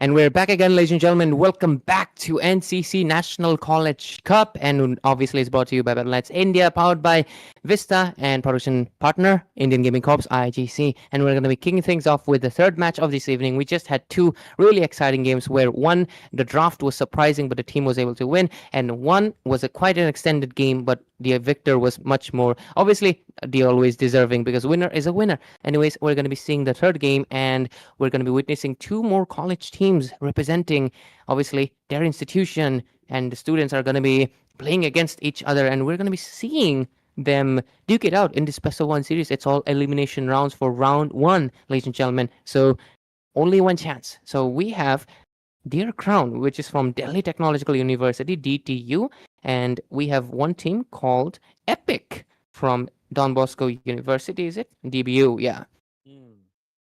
Don Bosco And oh yeah, myself University. Ray and joined by Fredo. Yep, don't forget to introduce ourselves. And yeah, the team is epic forever, but I hope they do make legendary gameplays like Mythic and Immortals. And yeah, Dearcrown, well, I hope they do get the crown in the match. So yeah, good wishes to both the sides. I don't really know what to expect, but I have heard that Don Bosco College is, I mean, there's Don Bosco everywhere, right? Like there is not a single place in the world where there is not a Don Bosco Institute. Sometimes it's a college, sometimes it's a school. In our state in Tripura, though, there is just a school. What about Assam? How many do you think is there? We have actually all three. I think we have a university, we have a college, we have a school. The school was Wow. actually nearby me where I used to live before, and Mm. then the college is actually nearby my ex college, which is Cotton University. Cotton University and Okay. Don Bosco College. They're very basically back to back. Like you cross one wall, you will get the Don Bosco one, and the Ah. third one, university. I'm not sure where it was, but it is. I'm very sure.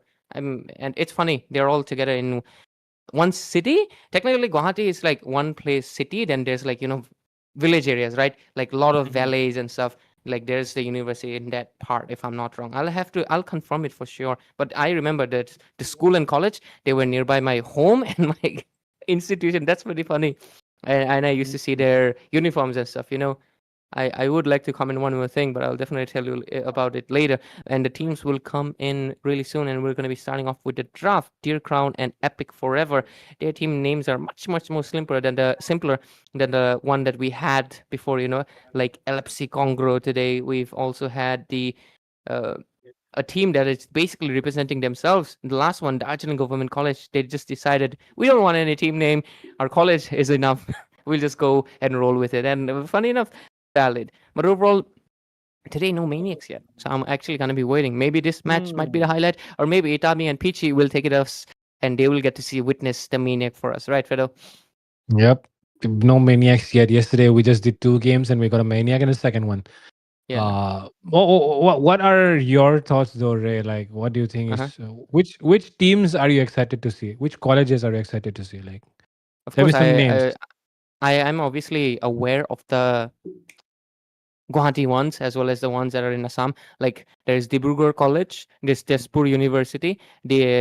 My friends are there actually, so I'm kind of expecting maybe they would show up representing those colleges. But at the same time, they do host ML tournaments like locally in the student union, so it's very possible there's a team might come in. But of course, this is on stream, so maybe they will get it, maybe they won't. Not sure. On the other hand, Guwahati ones like Cotton University, I'm still waiting for that actually. My ex where I came out of, and then there's also what was it again? Don Bosco, we just got it, and Guwahati University. I'm actually waiting for that one as well. And funny enough, one more. I forgot the name. I'm sorry.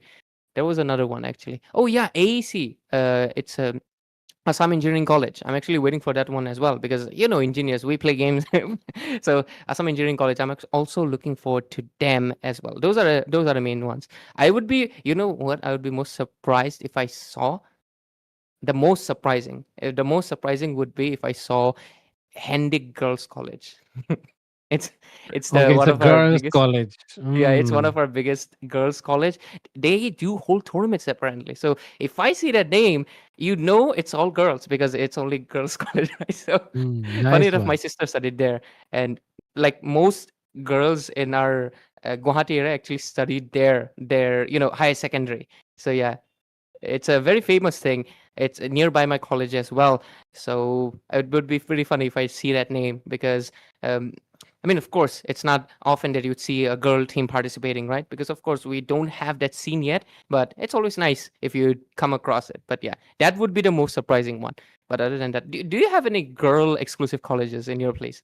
Do you think there's a There's chance coming in? literally a college in Tripura, and the name of that college is Women's College. So yeah, there's a college like that. I mean, the name Not itself even is any yeah, name in front of it. no, nothing. It's directly It's just Women's women's College. college. So It's if you just directly come up, Women's you'll know College. it's from Tripura. Okay, And that is funny. it's not even a new college, it's so old. It dates back to like the 1940s or 50s or British, something. So yeah, it's a yeah, British really era. really really really, really Eh, old college, and it has its roots. uh-huh. So yeah, and as since the day I was born, like when I've always seen the uniform, it was always just pink and white, like that's and pink and white Ours is pajama. red and No, white. they don't call it pajamas. Right? What was it called? Kurta. Salwar kameez. Yeah, salwar kameez. It is kurta, I think. It's some people call it kurta, is it? Yeah, yeah. Kurta Some and people call it shawl. salwar Yeah, kameez. So yeah, yeah. like Salwar you get kameez. the idea, right? So yeah, that's the Yeah, kind of it's similar. uniform. It's white and red here, and they take it Mm, pink over there. Yeah, makes sense. mm. But That's the overall, kind yeah, of dress they have. But yeah. it changed just Mostly girls' recently. college. Yeah, they Yeah, changed it. those are the What through girls' what? college. So yeah, if we see women's college and if we see the college that you talked about, so yeah, we know that is an all girls team. For now, Oh, we see talking about a for girl, girl first pick. The girl that everyone likes to boast about, Masha, the strongest girl in the land of dawn is Russian here. woman, Yes, all the way from Russian Russia. woman. Mm.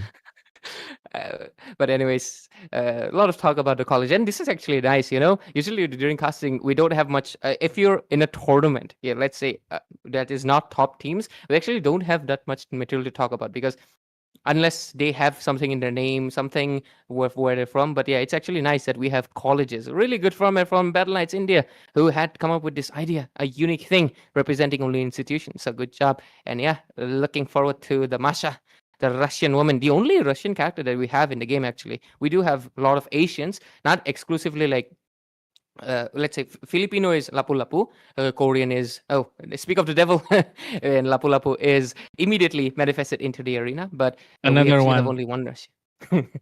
And I mean, Only have one Russian. if you look beside Lapu Lapu, we have Yeah, one of the representation of yeah a re- beautiful gentleman yes, of another from the community getting yeah. represented from the hood, right? From the hood, from the And hood. oh, Japanese. We have a Japanese woman, which is Hanabi, of course. I mean, she's literally Uh, Japanese in the lore. Franco is actually Viking, so that is like Norway, Greece, that kind of stuff. Where Vikings are.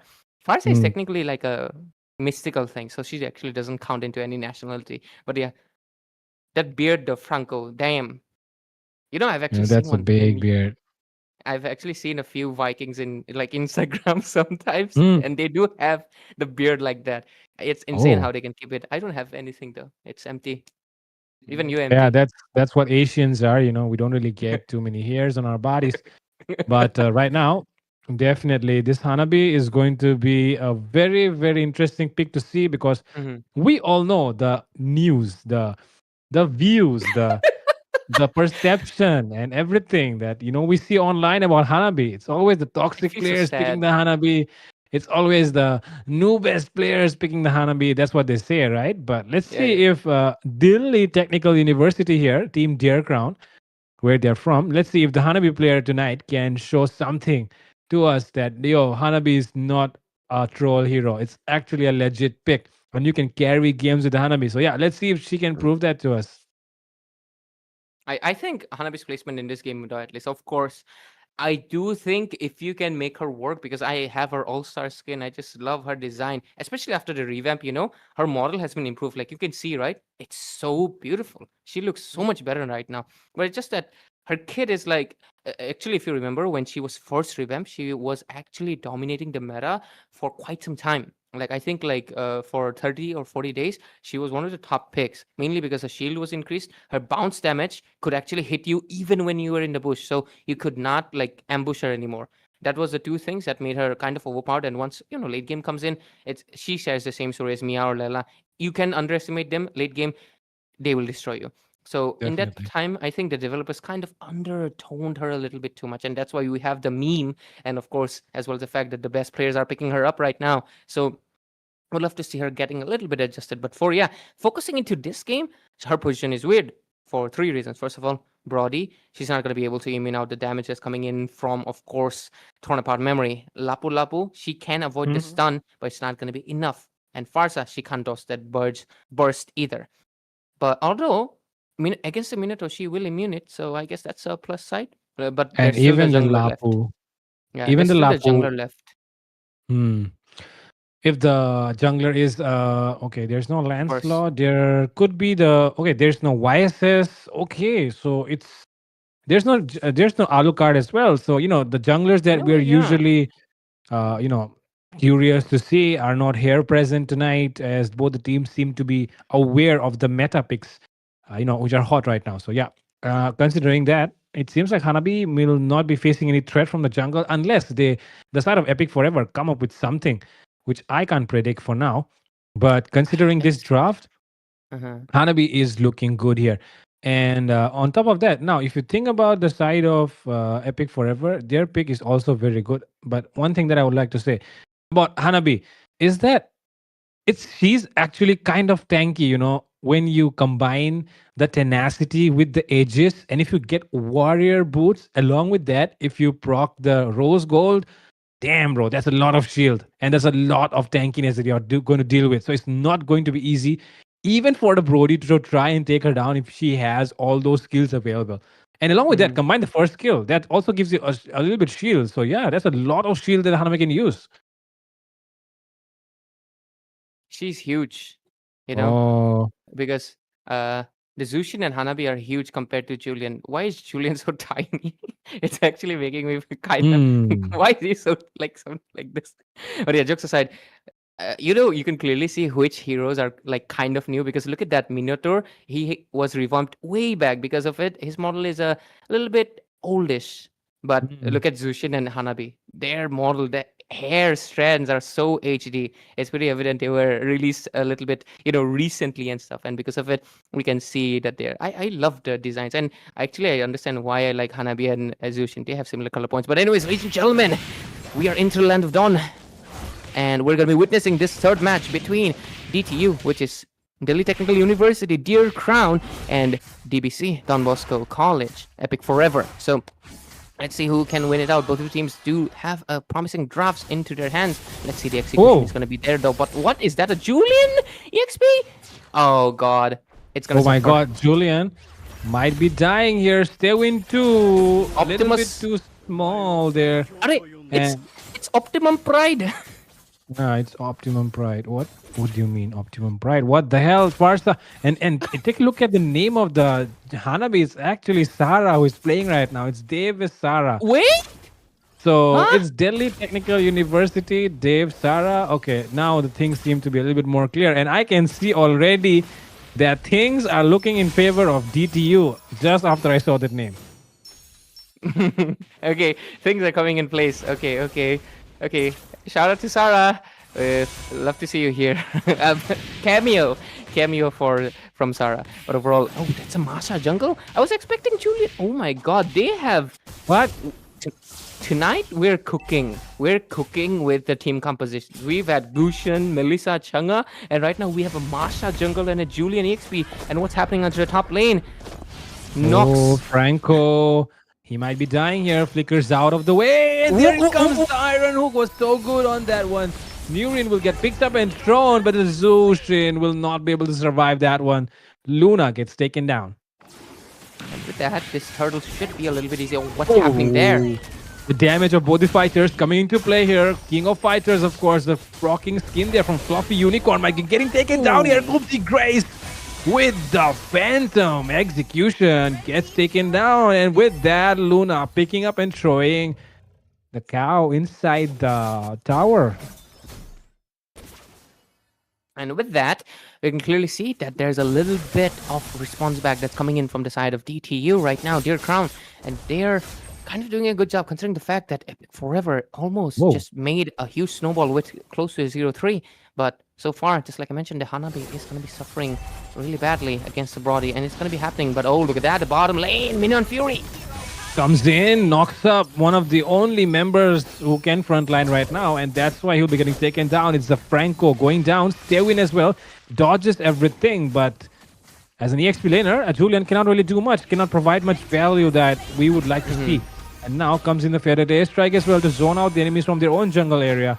And they're forced to defend the mid lane. And look at that, the Brody rotating and taking all that gold meanwhile, while the enemy was busy and, looking out for the turtle. It is really interesting how this game is going so far, because with how the engages are coming in, it's pretty obvious that the DBC can do, this is a kind of their game. But, that hook is funny. But yeah. it is really nice that DTU is trying to clap back. But the one thing that I really wanted to mention is, the Julian HP lane thing. Oh, Minotaur gets melted out, gets taken down by Fluffy Unicorn. But Leo Mord. Phantom Steed comes in. Along with that comes in the Bloody Hunt as well. Feather Strike landing as well onto the Franco. He'll get taken down immediately. And there it comes. The Petal Barrage is helping the Master to get that triple kill there. Fluffy Unicorn will get it. And now comes in the Petrify combo from the Julian. Optimum Pride gets deleted instantly. Whenever I hear that name, I always remember the meme. Look, Optimum it's Optimum Pride. Yeah, bro, that's such a ever gold meme. It's never gonna die as long as obviously Optimus Prime is gonna stay Optimum Prido. But anyways, looks aside 6-5 score. That is actually insane when you consider the fact that this is not kind of supposed to work. Hanabi is supposed to be going into the late game, but they're utilizing it really well. Sarah over here doing a really good job. Onto the other side though, the Zushin and Fluffy Unicorn, they're putting in the effort. So Minotaur. That's a nice combo. Good coordination being shown here by DBC, but is it enough? Yes, it is. It seems as Mono is able to take down one, get down two, four members ganking in, but there it comes. The clapback is coming in from Fluffy Unicorn. Gets one, gets two, and with that, the clapback is definitely on. Double kill here for Luna. That is beautiful. That is some insanely good teamwork, considering the fact that they just lost 2 members, but the rest of the 2 members just immediately respond back to the 4. That is insane. With just a Zushin, Luna is doing God's work over here with just a mage. But oh, look at that, the black. And Phantom Steed comes in. Stairwind can't take all that damage all alone. He'll be getting taken down. In the mid lane, it seems like they still have all their skill available. Might try to gang down. The Hanabi actually is completely unaware, and maybe the Franco did warn her. Decides to go back inside the turret. And with that, the green lights are off, so probably the Hanabi is safe for now. But the green lights are up actually. They might try to engage. I think they can, but score sits at 9-4-8, and the goal lead not much shifted just yet. They do make a lane swap, so Hanabi is going to be rotating the bot lane. They do lose out the top one though at the price of that. But that's a combo? Full damage? That's a good combo, but the sustain from Brody. Probably the Rose Gold Meteor saving him there. And with that, Stairwind did try his best, but not able to get that one. Stairwind should probably recall right now, but the Minotaur seems to be making rotation top side. Julian will be able to get back to safety, but on the other side of the map, Sara gets taken down there by the Lapu Lapu. And look at the Lapu Lapu, his name. I'm black. Yeah. Holy shit. I mean... Oh my god. I thought I am back, but it's something else. I don't know. Whoa, the damage. Anyways, Fluffy Unicorn. I mean, I do know. Many people actually kind of forget that Marsha damage is actually disgusting. She can almost one-shot a lot of heroes. So yeah, the Marsha damage is coming in on point. And this is a composition that I could never cook myself. So huge credit to Dearcrown representing DTU right now. And look at that, the damage items that are coming in. Franco going for the sustain. That is such a good refreshment because usually Franco just go for a Winter Crown, and fleeting time. But he's actually going in defense. He's aware that if he goes even a little bit of, offense right now, he's going to be suffering. And Zushin as well, committing to the Clock of Destiny to be a little bit beefy. They are doing the itemizations just the way I like it. I really love the fact that they're really committing to what can work the best, not the thing that is trending. But so far, they get the turtle for themselves. Franco, better watch out. Might be getting caught here. All the members jumping on the Franco will be getting taken down instantly, bursted down by the Brody.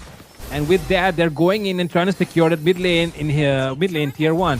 And they will not be able, they'll be able to do so at least, as the Julian is busy bottom side. And oh my god, the damage from that Brody was enough to instantly delete Sara from the map. The Hanabi not able to do anything. Even with the Aegis, she did pop off the Aegis as well, but the damage was just way too much. Absolutely. It's going to be taking her time. She does need a Wind of Nature to just survive, or at least one armor item, most likely going to be the Antichirus, but she does get the Demon Hunter Sword that's going to be helping melt down Coup de Grace on this Leo mode. Not to mention, obviously, Neorin, as well as a Black on Leo mode. Sorry, Lapu Lapu. One thing is, I really wanted to comment is that Nox could have used the Flicker right there. He could have decided to use his Bloody Hunt too, He did not because he knows 5 members will just dive inside the turret. So that was Whoa. a good decision. But oh, look at that. Minotaur Flicker. Fluffy Unicorn, that is a bad engage there, but he survived somehow.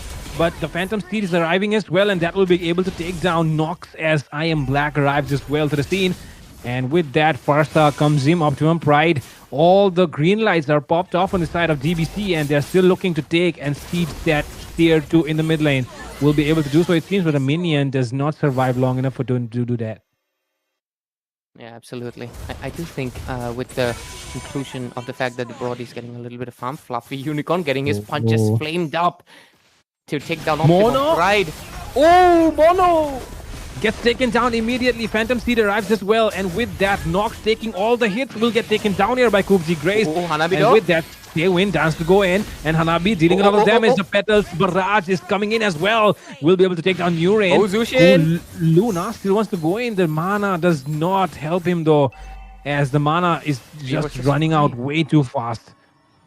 Nurin is not going to be coming back pretty soon, but Hanabi does not have enough damage to melt down the Lord fast enough. So, can you take a look at the itemizations? Okay, he gets the Queen's Wings. Okay, I love his squad name too, SLVE. Really nice job. Anyways, Leomord with the War Axe. Okay, he's going for a little bit of a sustain build. Julian, so much burst. He has one goal.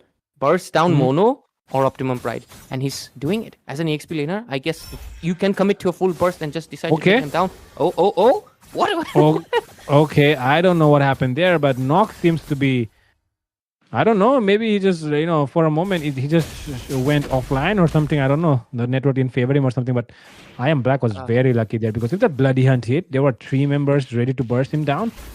Even if he's a Lapu Lapu with a Bloody Hunt, it's kind of not, things do not work in his favor. And on top of that, right now, the Julian is completely not into the scene of the team fight. They are just ignoring the Lord. They are trying to get the turrets on the far side. Flicker in, come in. Oh, that Bloody Hunt is all that we were waiting for. Mono gets shut down. So does Fluffy Unicorn. I Am Black arrives to the scene as well. And that is what this game is all about. One moment is all it takes for us to get entertained. And Nox just provided us with one of that. He hooked him through that wall, and the fact that there were 3 members together. The damage from Steven. But yeah, that is one of the clip-worthy hooks. That is 100% clip-worthy hook. But the score is 12-14. If you tell a lot of the analysts as well as other people that hey, a Julian damage, a Masha jungle, a Hanabi gold lane can work, they would say no, you're a fool. You're crazy. But they're actually making the crazy thing work. It's impressive. Hanabi does immune it out with the Aegis, and so she's going to be able to go back. But Lapu Lapu gets lifted up. Shut down here from Fluffy Unicorn. Lord arriving in the mid side, and Steven is the one dealing with it. Comes in the Feather Strike. Not enough zoning provided yet because the Lapu Lapu is down, and that should be good news here for DTU. And I feel like the Julian is playing EXP because he wants to try out the new skin. My guess. He's trying to JJK1. So yeah, maybe he wanted to try to JJK. What was the name of the character? Fushiguro. Yeah, Fushiguro Satoru. Whatever. I'm making things up at this point. I don't remember. Megumi Fushiguro actually. Yeah, oh yeah, Megumi. I mix up his name. Do you know why? Because there's this anime character Megumin as well. That's why I mixed it up. Oh. But Farsa, what is that? So aggressive. Just to push them back? Yeah, well, just knows that they are probably there. Probably the Minotaur told her, like, check that bush ones. I think they're all there. And yeah, she does land that Feather Airstrike perfectly. And right now, Lord, still 1 minute to go to come up on the map. Both the sides will be looking to take care of the lanes before the Lord arrives. And DBC is looking to go all in for this bottom tier too. Absolutely. Oh, okay, a lot of anti-heals that's coming in. They really want to make sure that Hanabi cannot sustain because her shield is a crucial factor in her immunity against this Lapu Lapu and Nurin, who have not been able to take her down. It's mostly been Mono or Kupti Grace who are actually taking them down by their sheer burst alone. They want to make sure. Nurin, that is a kind of a bad position. But no. That was nice reflex that comes in. Bloody Hunt, or is it the Iron Hook, whatever you may call it? Nox was Iron the Hook, man there to entertain us once again and make the play happen, make DTU he legit alive said- once again. He legit Yep. said, "Get over here! Where are you Yeah. going?" Yep, exactly. Get over here, Nurin. Where are you running away, you cow? That is good. 10 seconds for a. They can go for the Lord. They can commit. Coup de Grace. What's gonna be your decision? Parsa also Uh-huh. has the ultimate. Let's see. Anything can happen right now, and it is once again Nox canceling that Parsa's ultimate, and who will get the retribution battle here? It's Fluffy Unicorn who takes it over, and DTU are back in the game. They're going all in. Coup de Grace might be falling here, gets picked up and thrown down. Fluffy Unicorn gets a killing spree, and the fight finally comes to an end. But things have went a lot right for DTU.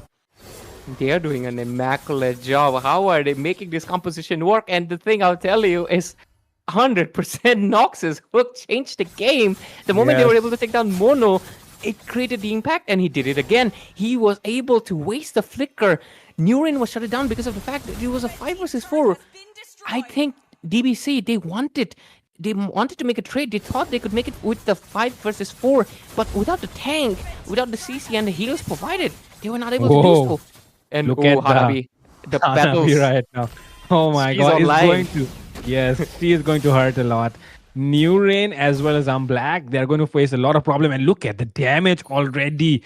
The Minotaur, almost gets taken off 50% HP, and there it goes. The Fluffy Unicorn is dived in, shut down from Optimum Pride, and there it comes. Sarah is online as well, dealing a lot of damage right now. Phantom Seed has been used.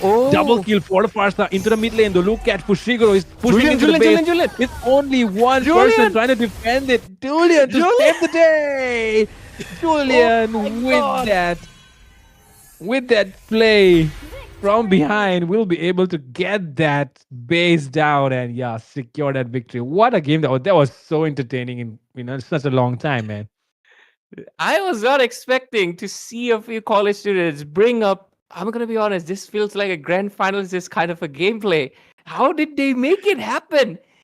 Yes, that This lineup. was Oh so my God. well coordinated. This is like you combining so many weird elements. It's like you're combining like a burger, and then you have like a chow mein.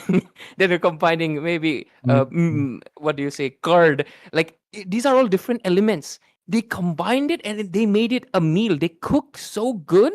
It worked well. I was not expecting this combination to work. I was honestly kind of feeling sad because obviously we know Sarah, she's our acquaintance. Like her composition feels a little out of position, but they did such a great job. Masha on her jungle was just purely for the burst and just take down the targets.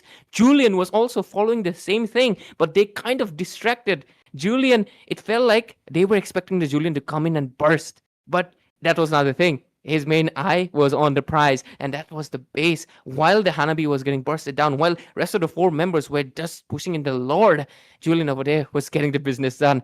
They were so distracted on that Hanabi and Masha, they did not focus into what was into the main play. Julian was missing, and he pushed down the Nexus all by himself with 1 minion card. That is an absolute cinema moment over here. Making a Hanabi and a Masha jungle and a Julian EXP, who did not go for tanky, by the way, won it out. That is an absolute great factor. But Fredo, anything you want to say? I would glaze a lot more, but sadly, honestly, we have to. Yep. We'll have to go because the next games are also up. It's already 9:20 and there are 3 more games left. So there's a lot more to, a lot more action to come, just like we saw right now. So don't go anywhere, guys. Battle Knights India will still be live with 3 more matches to go in the National College Cup. Newcasters. Yep, we'll be arriving. It will be Peachy and Itami who will be taking the desk. Ray and Fredo will say good night. Bye-bye. So good night. Take care, but stay tuned. We'll be having more matches.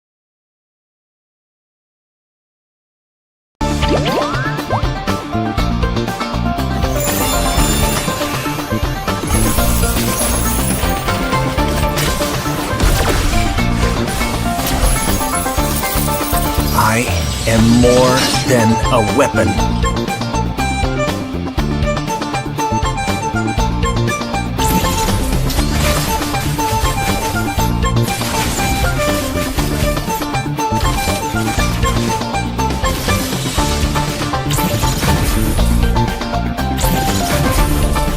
What for?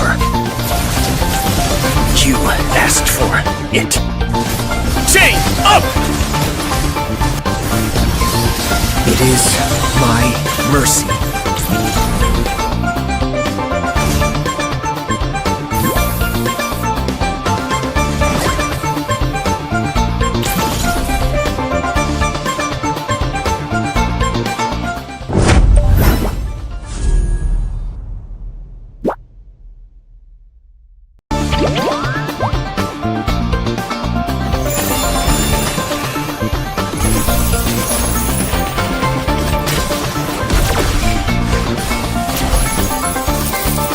I am more than a weapon.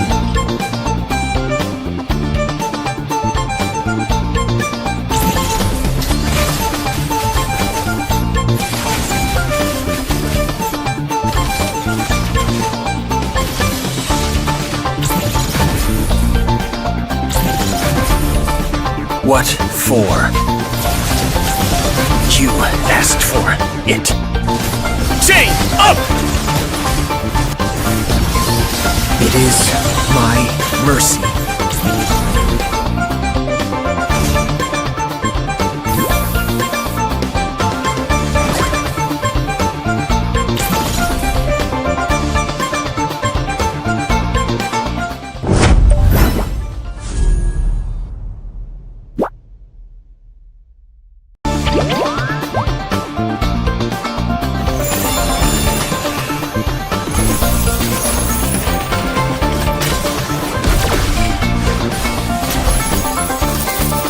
I am more than a weapon.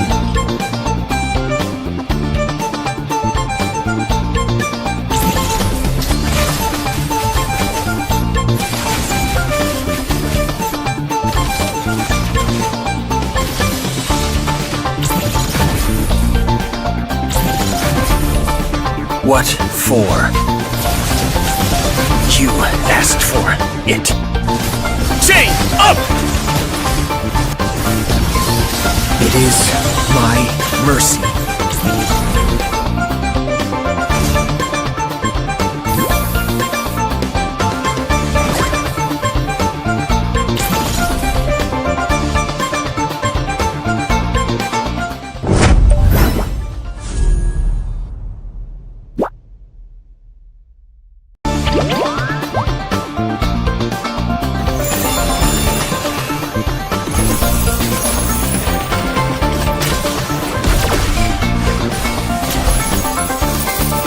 I am more than a weapon.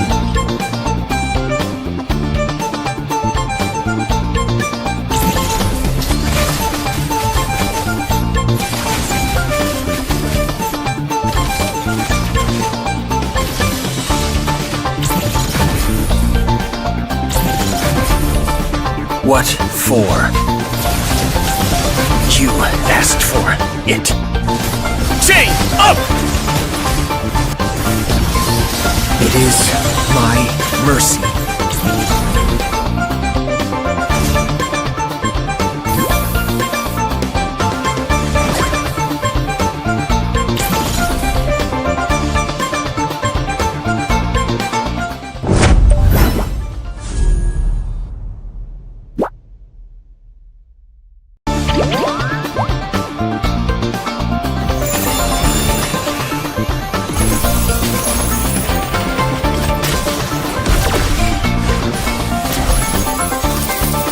I am more than a weapon.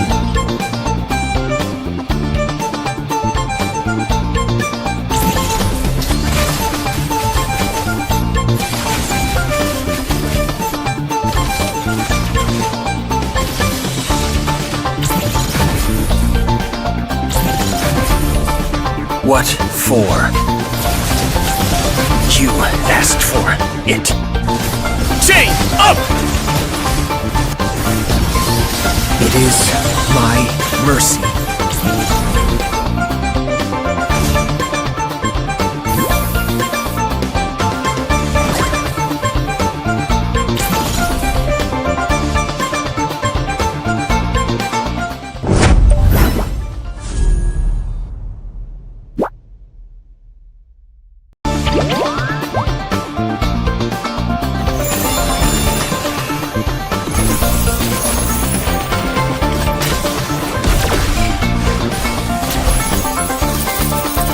I am more than a weapon.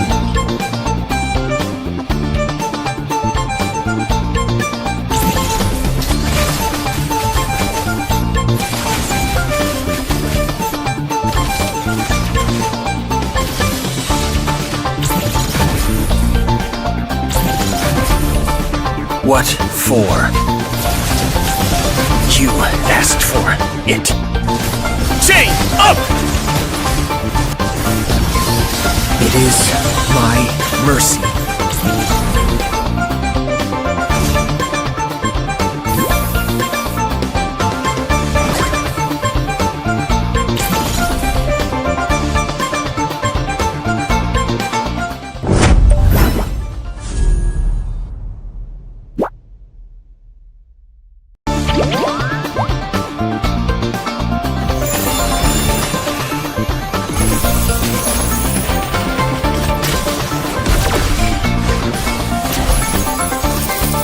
I am more than a weapon.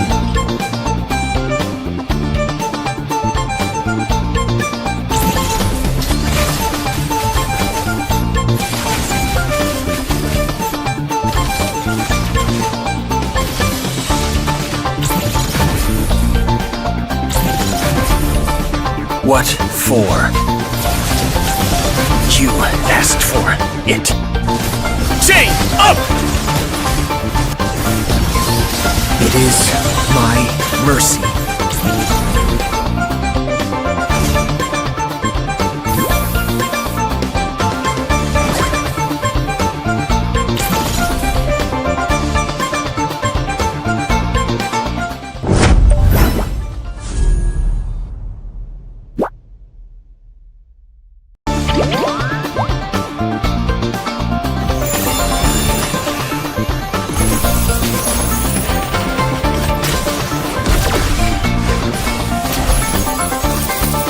I am more than a weapon.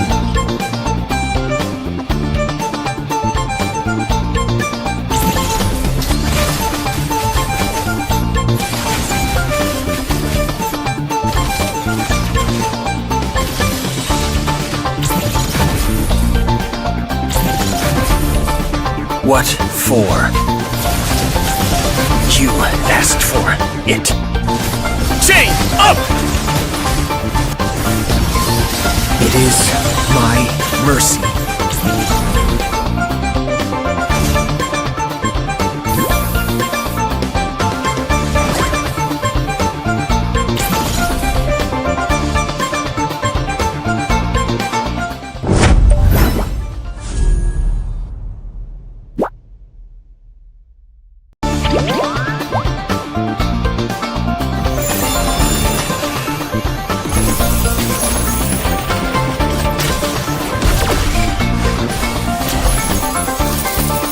I am more than a weapon.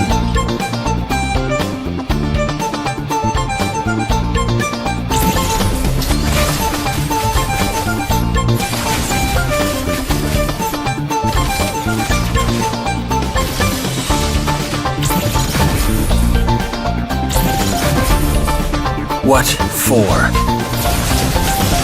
You asked for it. Chain up! It is my mercy.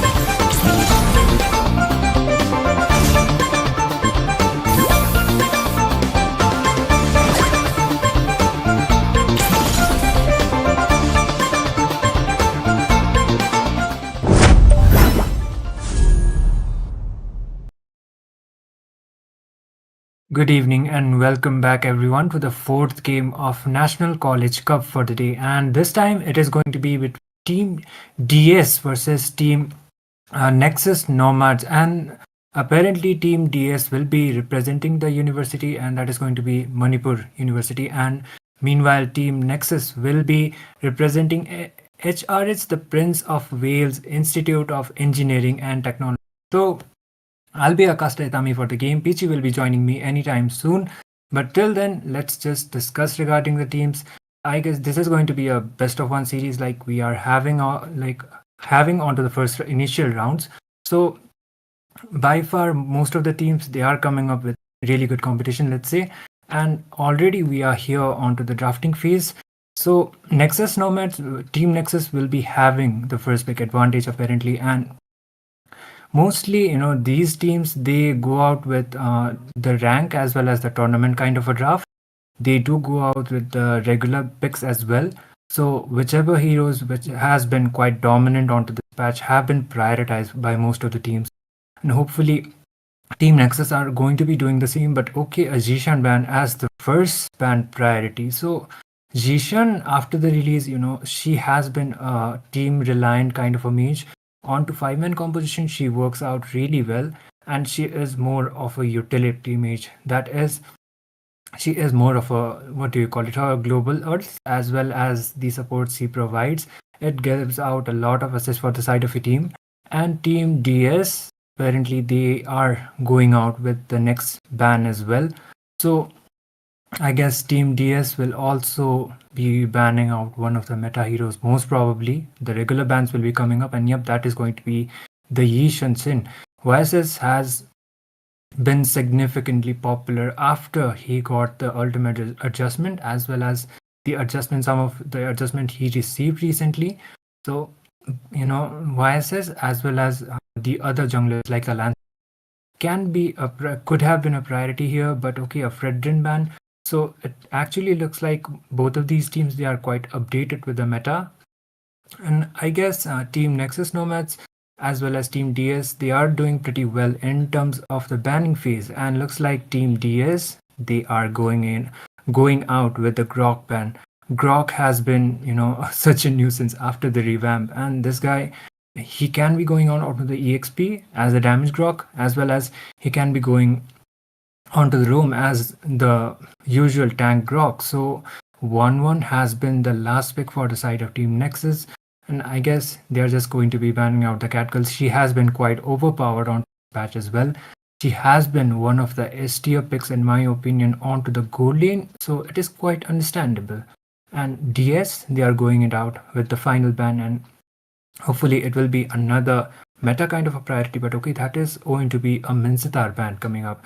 So Nexus Nomads might be trying to pick up a mobility kind of a hero. That might be one of the reasons why they just decided to ban out the Mincetar. And Nexus have decided to go out with an EXP first pick priority, which has been happening quite often onto this tournament as well as onto the other tournaments as well. Because of the patch adjustments, the EXP heroes have received. The guy, Lapu, has been quite significantly popular after the buffs, and the EXP meta has been quite of a priority. But okay, a Florin, we haven't seen much of the Florin games, but apparently they will be trying to prioritize it. And the Irithel has been quite a priority onto the gold lane as well. The Marksman, she does have the range, she does has the mobility, as well as the movement speed coming up from her is going to be quite vital onto this game. So even if a Granger comes up, I guess Irithel will be doing it out pretty well in terms of countering the Granger. So Team Nexus, I guess, against the Irithel, I think Brody can actually be a really good pick, but he is pretty much situational. Most of the time, like, it's going to be okay. Even if they are seeing out the Irithel, they still decided to go out with the Granger. They do have the strategies that would actually require them to counter out or maybe outplay the Irithel and the Kufra as well. So Kufra, revealing the Kufra out quite early might be quite of a questionable kind of a thing. And okay, the jungler has already been prioritized from the side of Team DS, and that will be the Alucard coming up. And looks like both of them, they are doing it out pretty well in terms of the draft. Alucard, he has been significantly popular after the buffs he received. And right now, I think onto the jungle, if you are going up against an Alucard, Baksha could be a really good pick against the Alucard, because he does has the anti-heal as well as the burn damage will be coming up, even if he is a utility jungler. So DS, they are going to be having the first ban priority onto the second phase this time. So most probably they will be banning out the jungler as well, and looks like they will be banning out the Ling. So Ling hasn't been of priority onto on to the picking phase, let's say. Lancelot is still a viable pick. They could have been going out with a Lancelot instead, but maybe they have some kind of strategies to go up against them. And okay, a Brody. I guess the Brody right now, like banning out the Brody, it could be quite a waste of a ban, to be honest, because the gold lane has already been picked out and the Granger has been the option. So it has been the priorities, but okay, a Sicilian ban, something I don't see quite often onto the ban section, but okay, it is what it is. And Deyes, they will be proceeding out with next of their picks. It should be a mid laner or maybe an EXP laner, and it is taking out some time. Hopefully, let's see what Deyes goes out with. And Nexus Nomads, they are still, they still have some time in order to strategize it out quite well. Yuzhong can also be a priority onto the EXP lane, going up the Lapu Lapu or maybe an Arlet. Most of the EXP heroes, they have been quite buffed, so it is quite hard to predict which hero would be priority onto the EXP lane here. And going up against the Lapu, most probably it should be one of the heroes that has been quite prioritized as well as picked as a meta hero. So Deyes, they are taking their times, and by far looking at the draft, it looks out pretty solid. And okay, a 4vs pick coming up. Mobility, they can be going out with the mobility because the jungler is yet to be picked out, and they have picked out the Khufra. So assassin kind of a composition goes really well with, can be a priority for the side of Team Nexus Nomads. So it will be the mid laner as well as the jungler out from the side of Team Nexus this time, and they might just go out with one of the comforts or maybe just the metas and something that actually fits out with the team composition. So let's just wait it out. And okay, a Roger pick coming out as well as a Luo. So the global visions as well as the can be the game changer for the side of Nexus. How well she is able to utilize it. So I believe Team Nexus, they do have the early game control. They have the Lapu for the aggressiveness, the turtle quite early, and they have the Roger as well as the Luo as well. So these two heroes, they are quite strong right from the start of the game. And the Granger, he will be requiring those stacks in order to dish out decent amount of damage. So I think the balanced composition is really balanced. And Deyes, they will be proceeding out with the final picks. Most probably a crowd control kind of a mage could be a really good option, or maybe they do need an early game control, or they might just rely with a utility mage. And if you ask me regarding the draft, it looks out pretty balanced for both of the sides. So it will all depend upon the execution from either of the side of the team. So Deyes, they are taking the times, trying to strategize it out, which laner will be good going up against the Luo as full composition for the side of Team Nexus. So it would be better they actually go out with some kind of mobility, because the Khufra can just jump them out either way. And looks like Team Deyes, they are taking their times. And okay, a Matilda pick. Interesting enough, because the Florin has already been picked up, and it can actually be a mispick or maybe not. Mid lane Matilda was, I think it was a while ago. And going out for the Matilda pick, let's see, it was actually a Matilda or it is Aurora. So here we are onto the game. It will be between Team Nexus going up against other team, that will be Team TS. Team Nexus will be on to the blue side, meanwhile Team DS, they are onto the red side. And looks like we are here onto the game.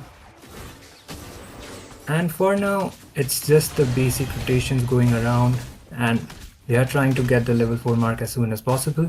So I guess the first blood being yet to be drawn. Okay, the Little Wanderer battle was there, and it was the Roger who was able to secure it out quite easily. And by far, it's just the rotations coming up as well as the early objectives in order to reach the level 4 as soon as possible, in order to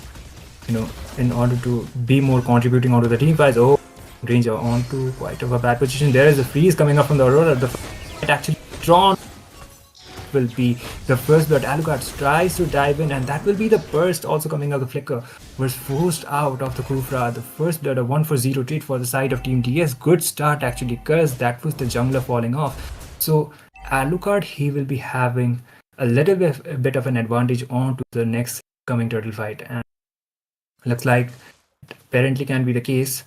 And team Nexus and Nomads, they need to be stepping up onto the game because Roger has already been fallen off. Kufra can be coming up with already been spawned, and looks like it might be an uncontested turtle because the Roger is still contesting onto his blue buff. Alucard might actually try to invade onto the buff. Okay, they are just focusing on to getting more objectives instead of the kills. Oh, there is the engage from the Kufra, but still he doesn't have the level 4 mark yet, so Titan Servants is not going to be coming up anytime soon.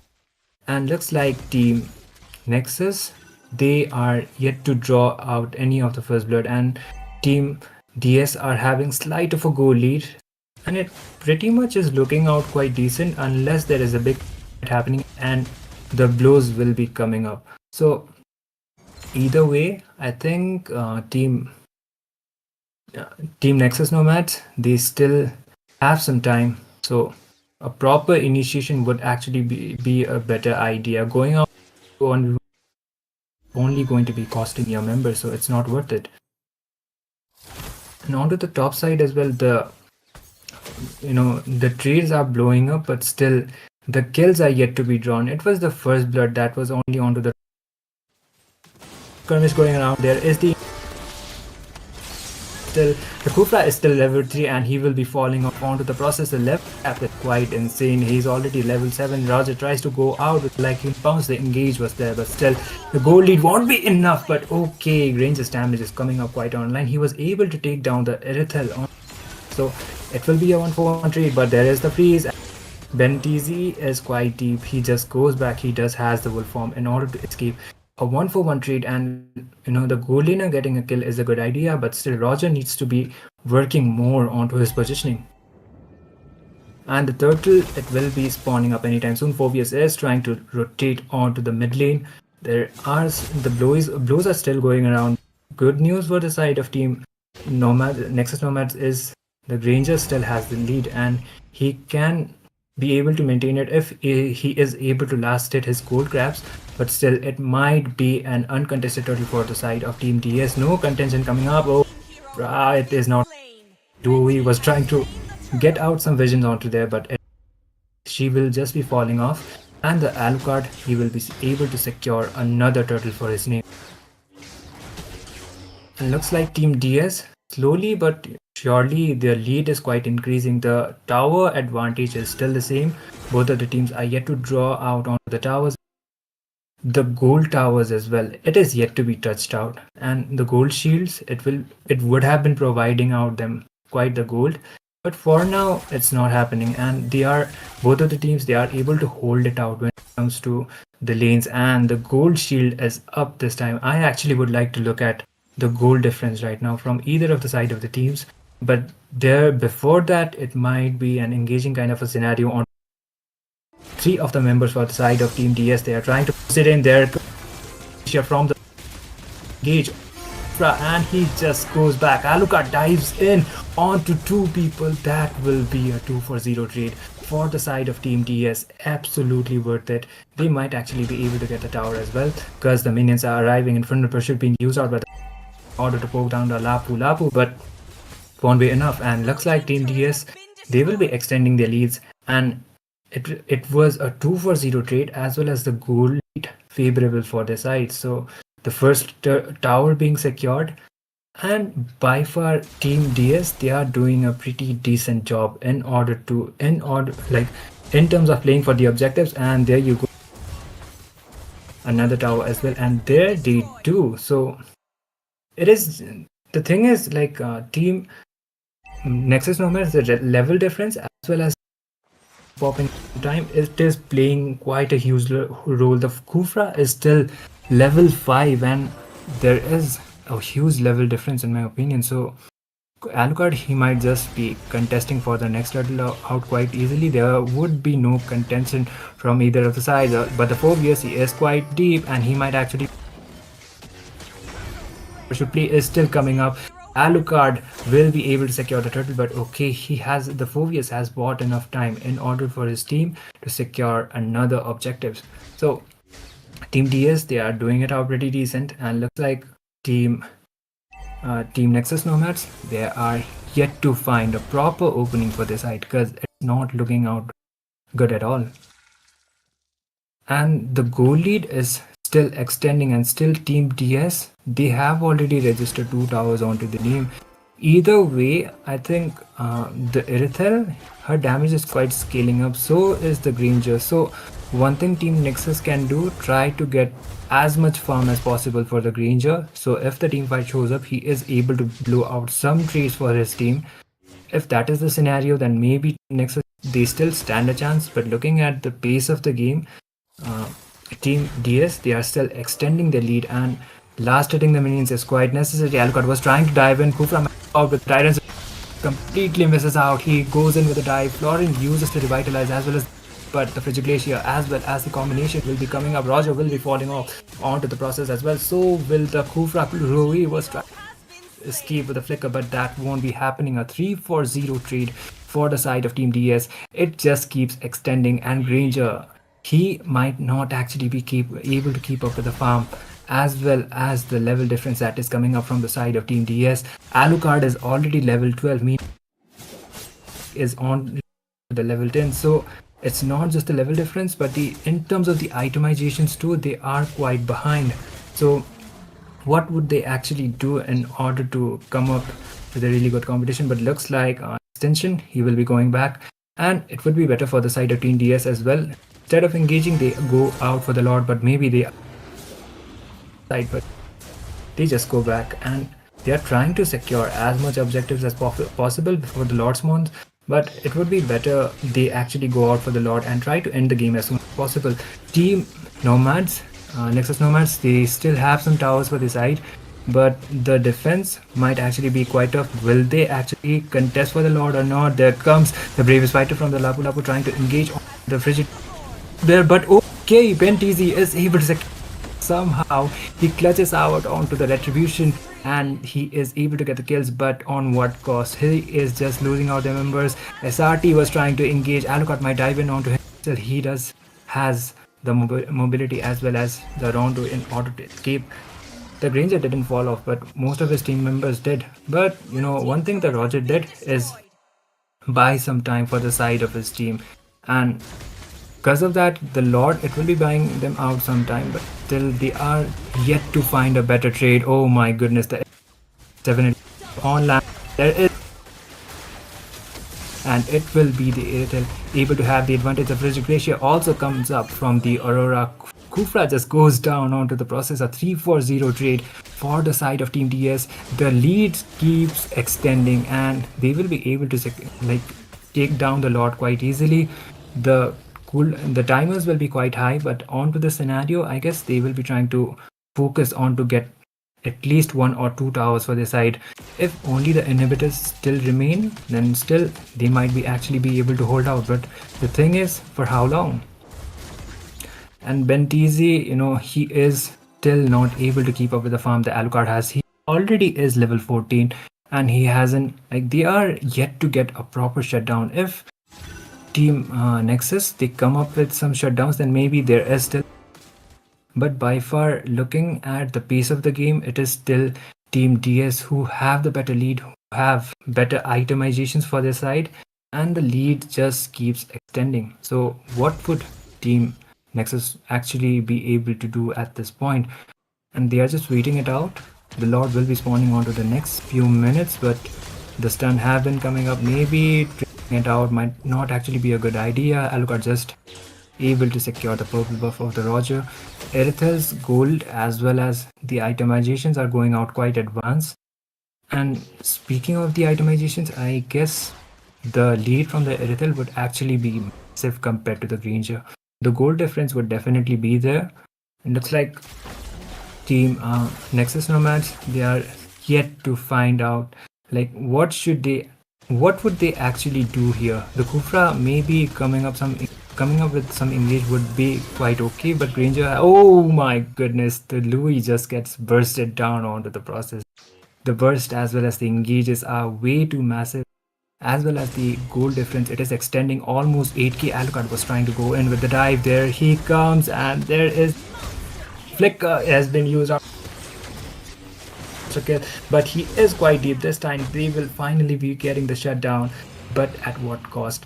It will actually buy them some time because Alucard just fell off and the Lord has already been spawned. So maybe the Erythel, she will be directly going out for the Lord, but the problem is Bentisi is still there and he can clutch out the Retribution as well, like he did onto the first one. So it would be better for the side of Team Deyes to just wait out for the Alucard in order to contest for the Lord, and Bentisi as well as other members for the side of Team Nexus, they need to be pulling up a desperate defense, or maybe they will be committing onto the Lord in order to just secure out the objectives, as well as trying to at least get some trades or buy some time for the side of the team. And looking at the towers, Team Nexus are yet to touch even a single tower for the side of Team Deyes. Meanwhile, Team Deyes, they already have a 4-tower advantage. So map control wise, better visions are more for the side of Team Deyes. And looks like instead of going for the Lord, they are aware of the waiting onto the jungle.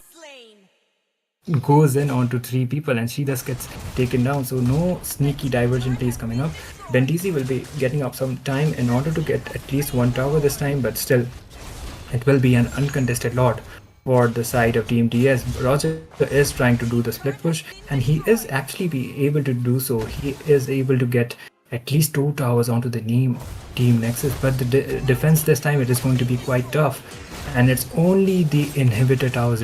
So onto the tier 2, the HP is already low down, like till the Lord spawns it's only going to be the inhibitor towers up to the point from the side of team.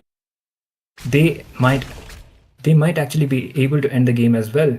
It all depends upon how well they will be engaging right now, and looks like the lead it is extending and it is not looking good for the side of Team Nexus. They actually need a good trade. One thing that could be happening is if Team Deyes come up with an overextension or a mistake, then maybe Team Deyes they still be able to buy some time and get some trades for the side of the team, but that possibility is quite slight and they are trying to commit in. Looks like the lane syncing, it has not been done quite up and it would actually be a waste of a Lord if it actually just goes down, and there you go. But they might be committing from the mid side. The minions are evolved and it will be having out some HP, and let's go back. Looks like the Cobra will be trying to come up with a heal coming up from the Florian will be, but Alucard will be losing his life onto the person. Granger is able to get a double kill onto, gets the Maniac, and he was trying to dive in, but the Lapu had the flicker onto his name. That will be a Maniac for extension. Somehow he did get it. It would have been a savage if the Lapu didn't have the flicker onto his name.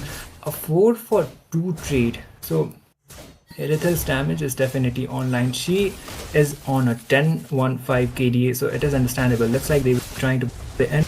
The cooldown timers are up, but the Kufra then up onto the battlefield. He will be able to be there for the defense. And looks like Team Deyes, the lane syncing was not up to the point and they just wasted out the Lord. So they will have to wait it out in order to commit. Or maybe Team Nexus, they will be going out with a diversion play or trying to get out some trades. But look at the goal lead from the Erythel, 13.7k, almost 3k more compared to the Granger as well as the Lapu. So the trades are yet to be drawn. Oh my goodness, the girl's damage is definitely there. The Louis just falls down onto the process. That will be the 7th death for them. As a mid laner, that is the one thing you would actually try to avoid. And looks like the Lord will be up. And Team Deyes, they might not commit, but they might actually go out for the Lord. But you never know with them. They don't have. It would be a better choice if you just go out for the Lord, play out with the objectives, or maybe they will actually be trying to commit with the mid lane minions that has been marching up. They are trying to look up for the play. Alucard can dive in, but the problem is the frontliner.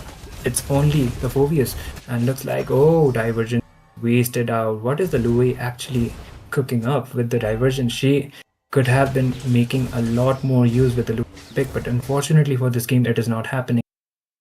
the Lord, they, Team DS, they are not going out for the Lord maybe the 8-minute mark, because that Lord will be having a lot more HP compared to the previous one. Oh, Irithel with the dive one. Again, there is the legendary. The positioning from the Louis, it's not paying it off.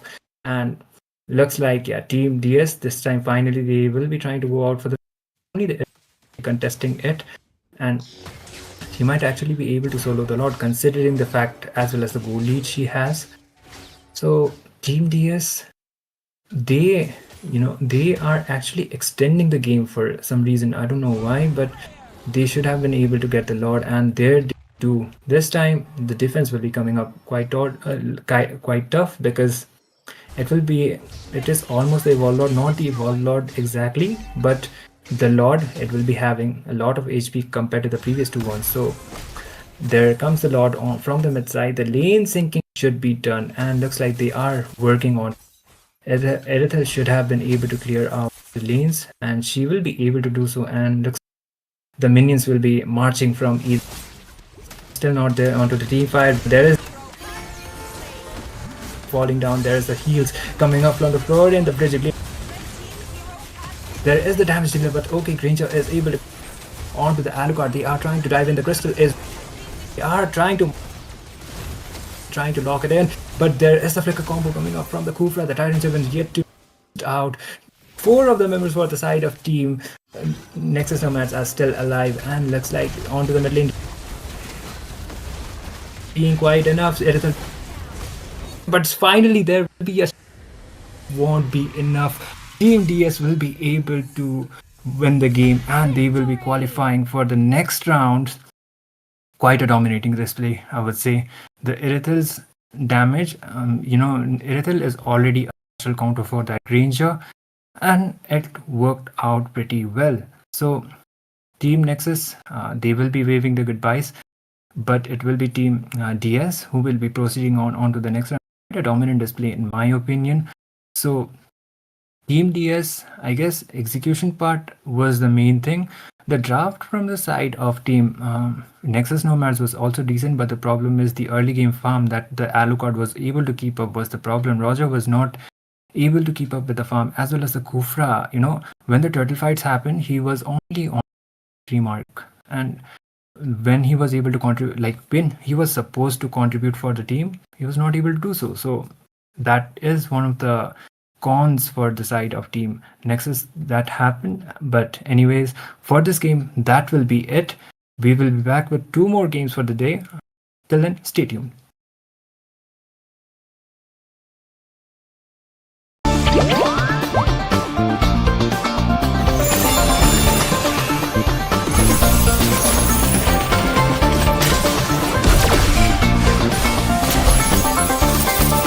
I am more than a weapon.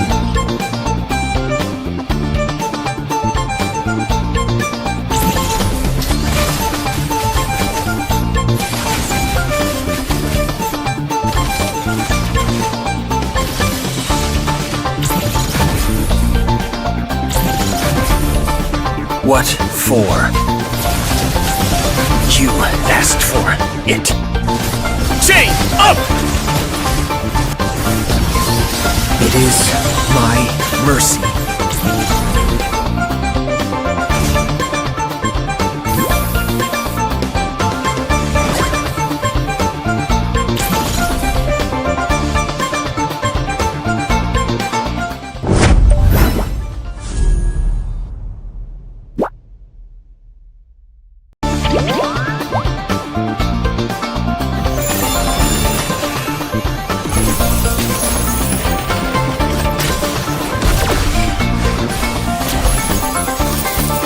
I am more than a weapon.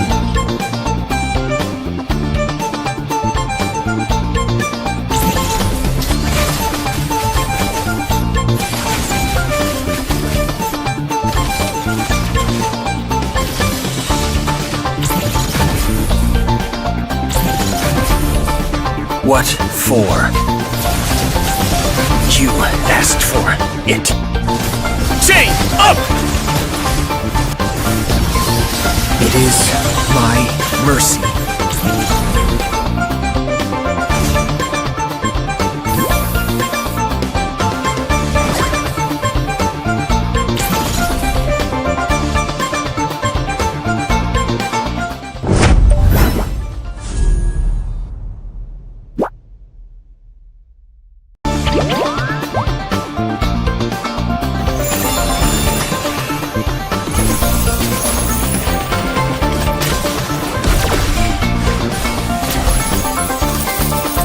I am more than a weapon.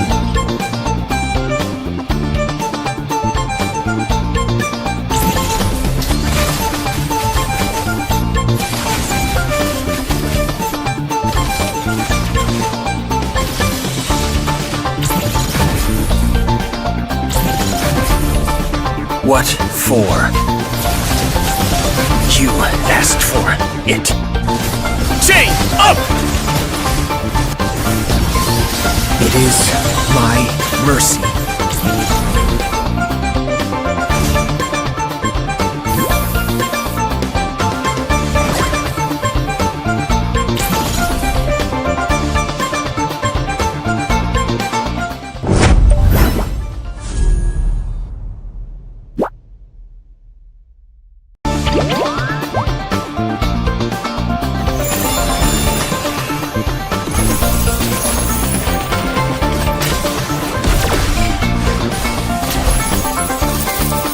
I am more than a weapon.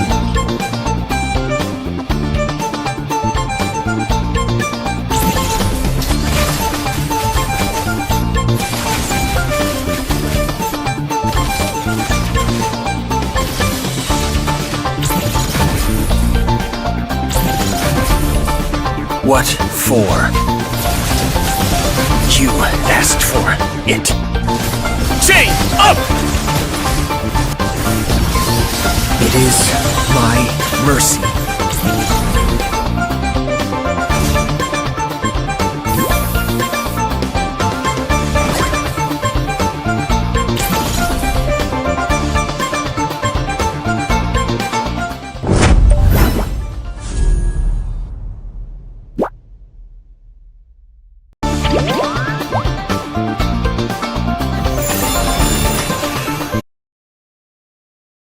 Welcome back, everyone, and we are here on to the fifth game of National College Cup, day number 3. So this game will be between Team Doomiwalkers IN versus going up against Team Twilight Reapers. So Doomiwalkers, they are representing Nerim University apparently, and Team Twilight will be representing Assam University.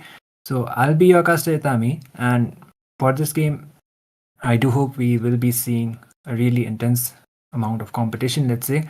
But I have heard the name of Team Doomwalkers, and they are quite a renowned team, say. Meanwhile, Team Twilight Reapers, they are quite new to me, but hopefully they will be coming up with really good competition from their side as well.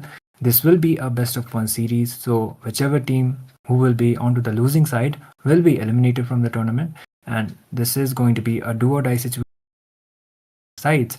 And looks like we will be proceeding for the draft anytime soon.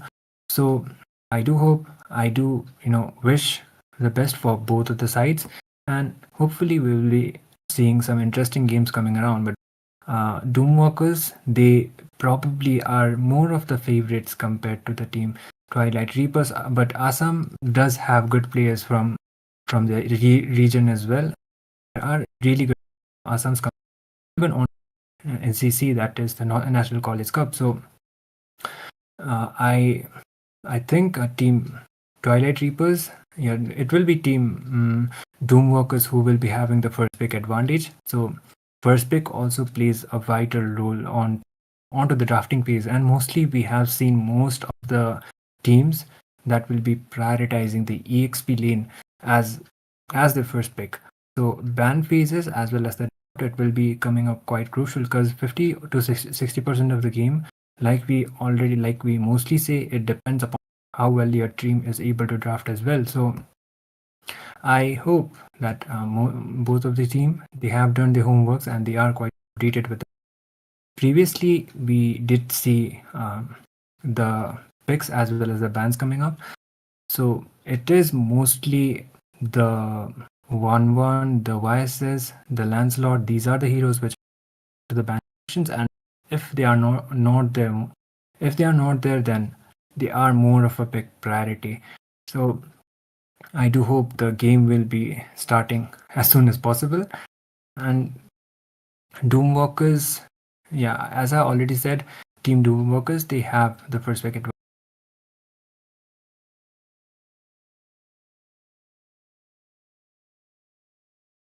And this is going to be the 6th game for the night, but I would like to remind you guys that from tomorrow we will be doing the the regular giveaways as well.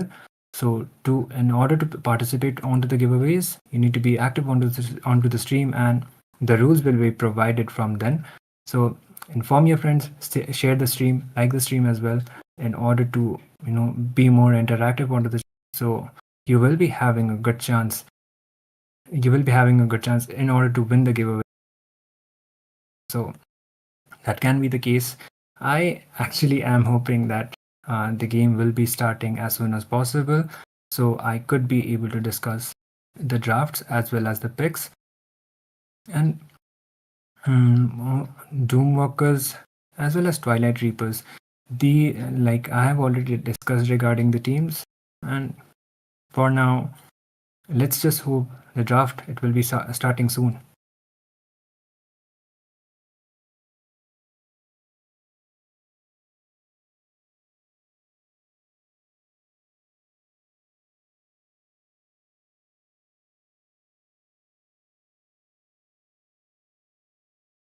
Also, guys, I would like to remind you all that okay, finally, thanks for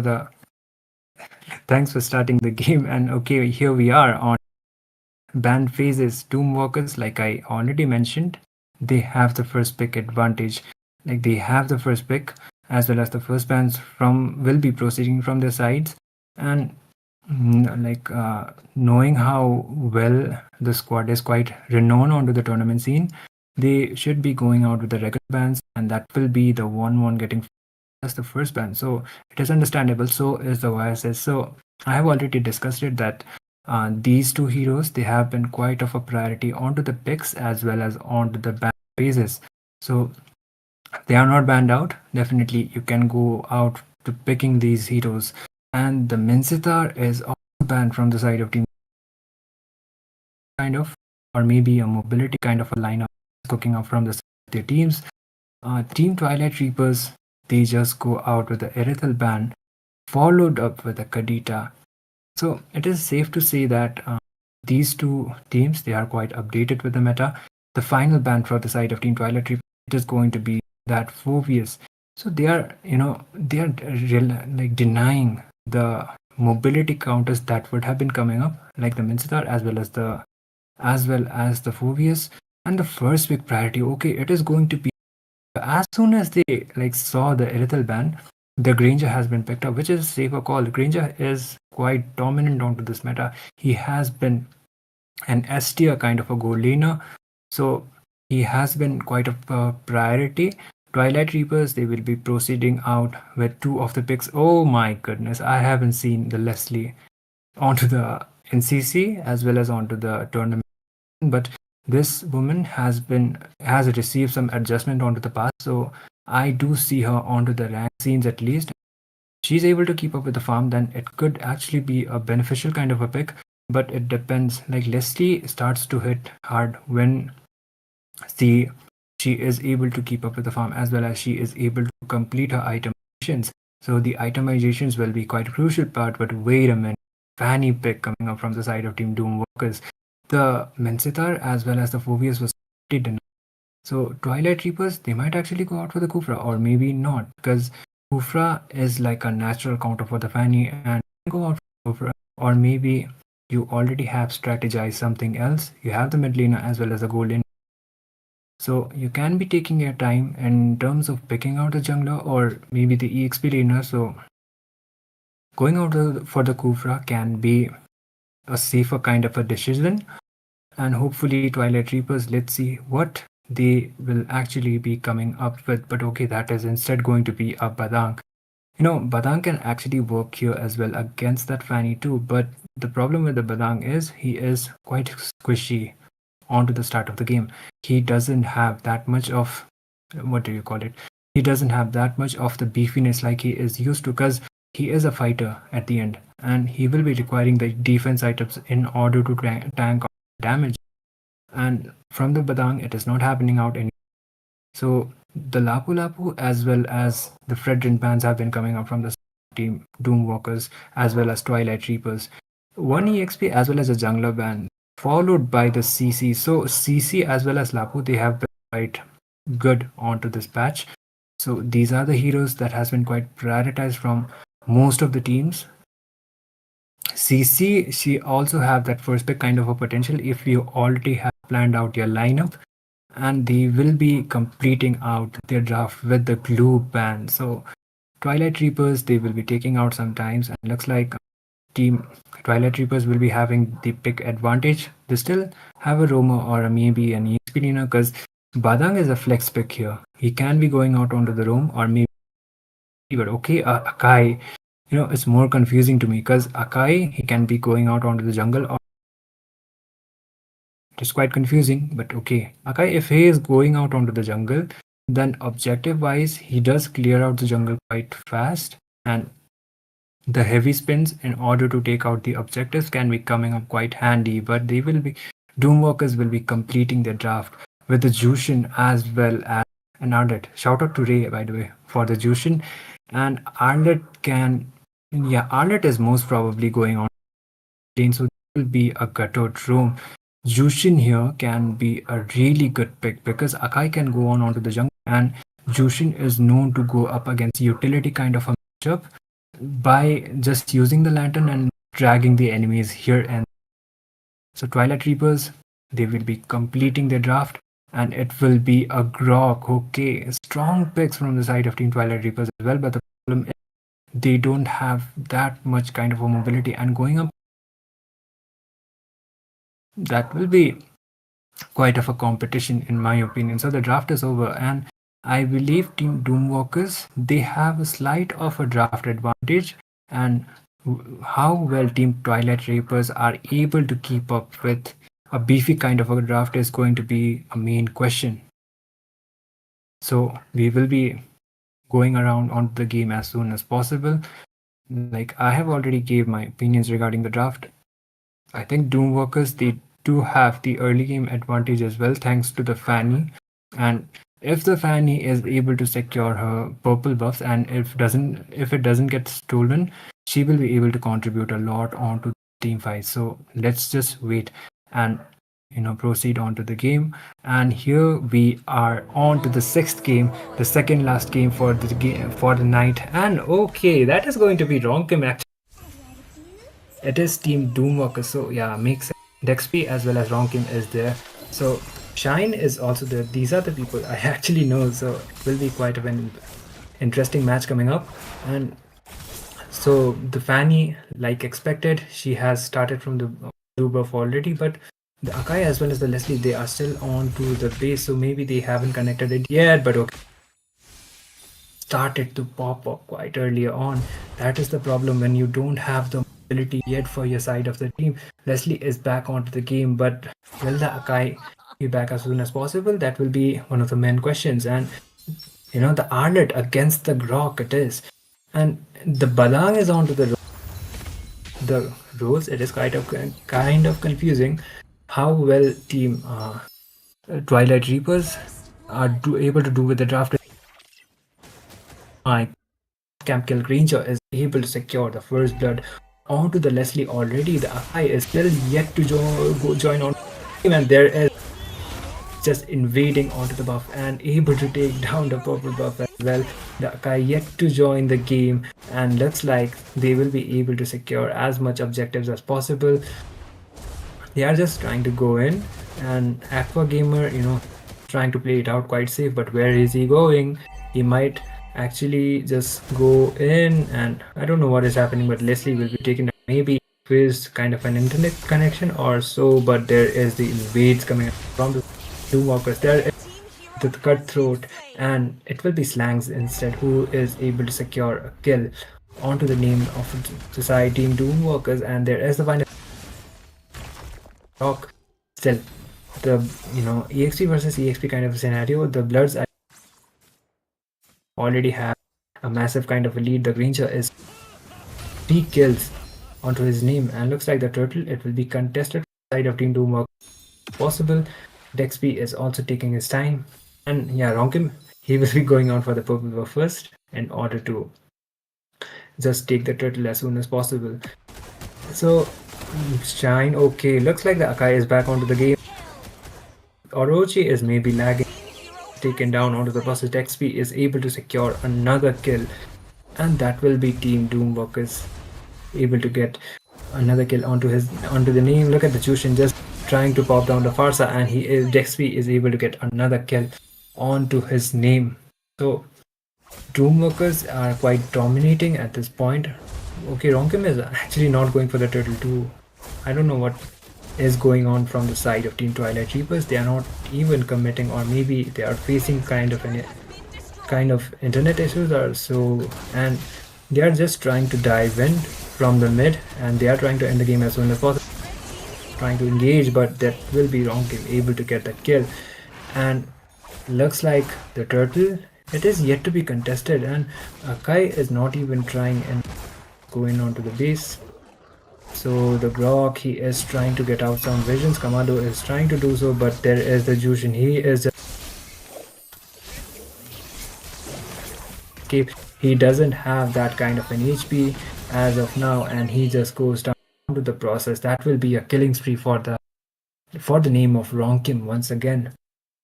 And Doomwalkers, they are quite dominant, and Twilight Reapers, I don't know what, it is going to be the network kind of issue or what is it, but by far it is Team Doomwalkers, or maybe we might be seeing a redraft or something like that. I'm not so sure about it, and they are just diving in. That will be a mega kill for Ronkim. Granger tries to engage with the Death Sonata as well. He just goes back, and they're just waiting out for the towers in order to end the game as soon as possible. It most probably should be some kind of a network issue coming up. There is the wall play coming up from the Badang, but the damage will still not be enough. It will be killing spree for the hands of XP. Shine gets the unstoppable onto his name. Leslie was trying to dish out some damage, but they're being baited out. They are, I don't know, Team Doomwalkers as well, they are not, and they're just kind of trying to extend the game. There might be AFK kind of issues for the side of Team Twilight Reaper, so let's just wait it out. And there is the fast crack coming up from the Badang. The A play is there, as well as the taunt. That will Shine. He gets the monster kill onto his name. And Team Doomwalkers as well, they already have 14 kills registered onto their name, and looks like Team Doomwalkers are in. They should be trying to prioritize the tower.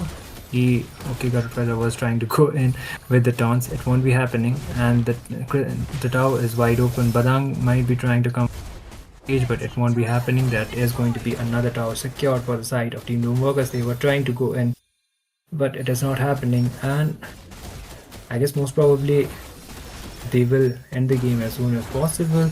And there is the taunts, and Leslie just goes down just like that, and Shine gets another kill. So they are not just diving into. There is the wild charge connecting. People Shine almost getting taken. Massive coming side of Team Doomwalkers.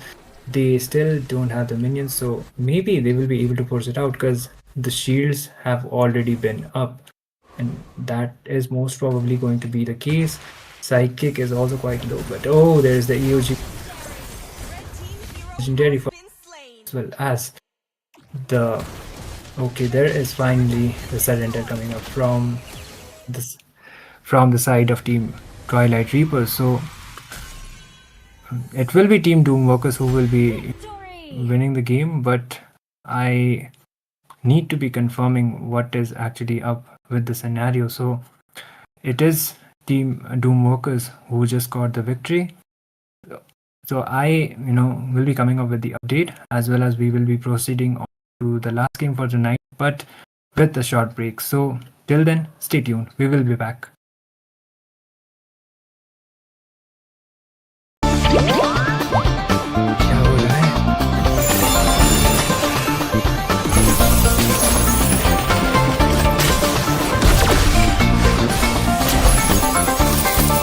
I am more than a weapon.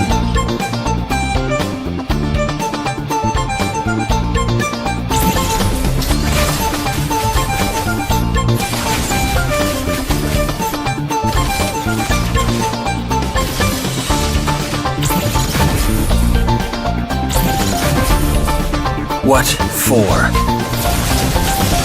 You asked for it. Chain up! It is my mercy.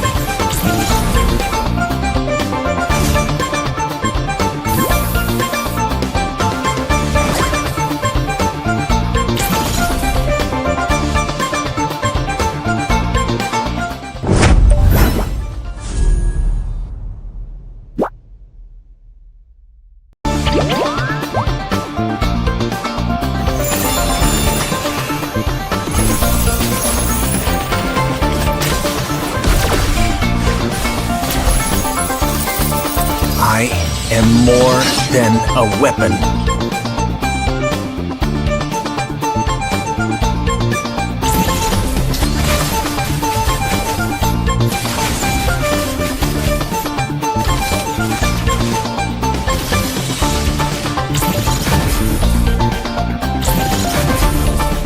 What for?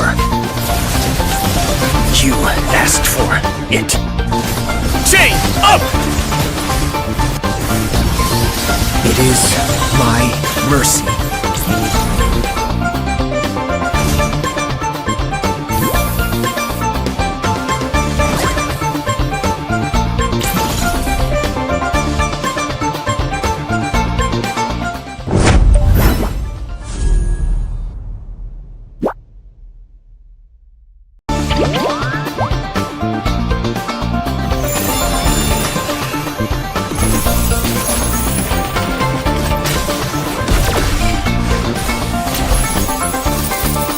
I am more than a weapon.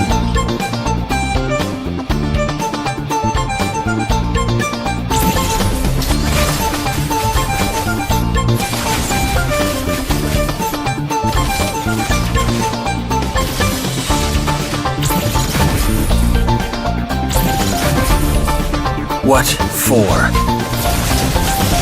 You asked for it. Chain up!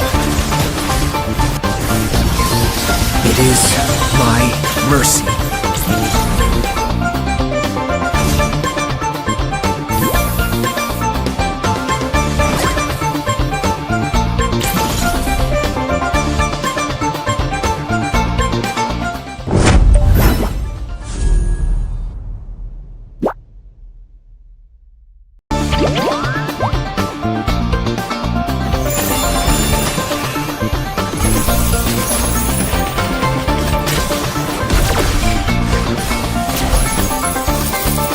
I am more than a weapon.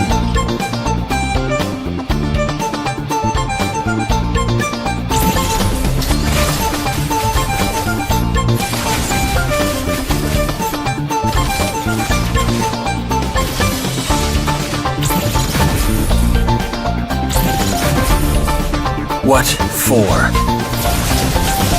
You asked for it. Chain up! It is my mercy.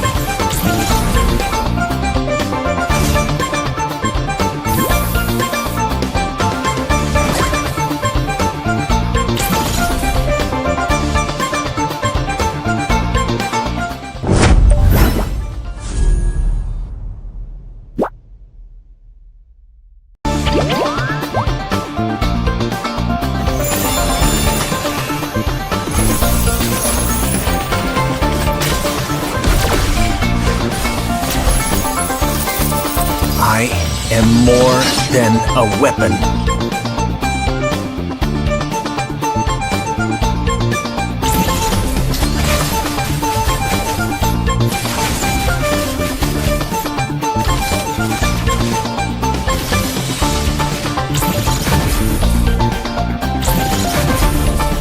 What for?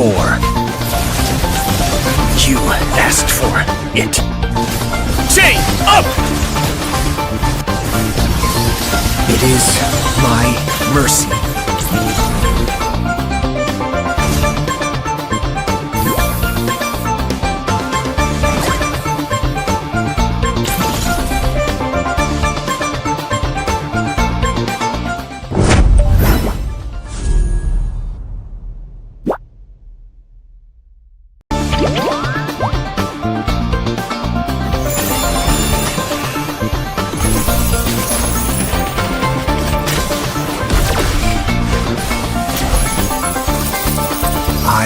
am more than a weapon.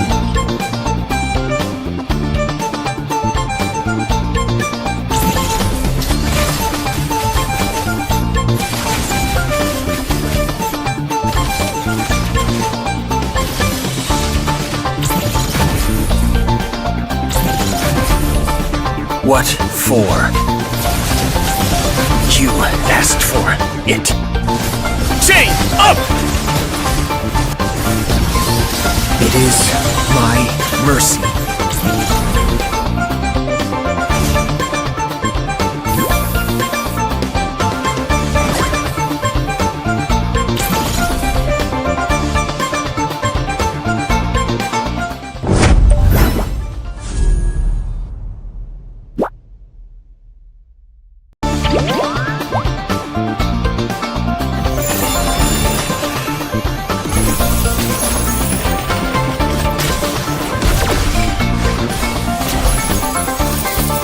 I am more than a weapon.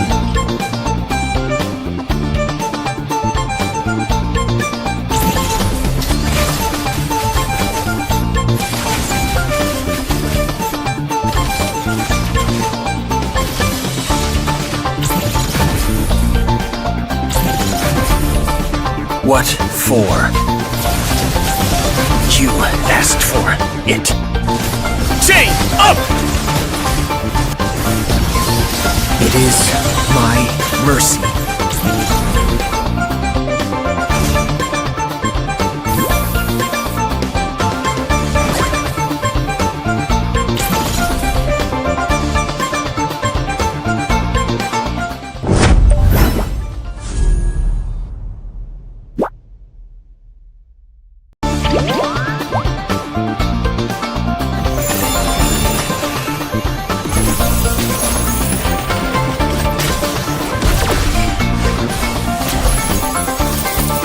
I am more than a weapon.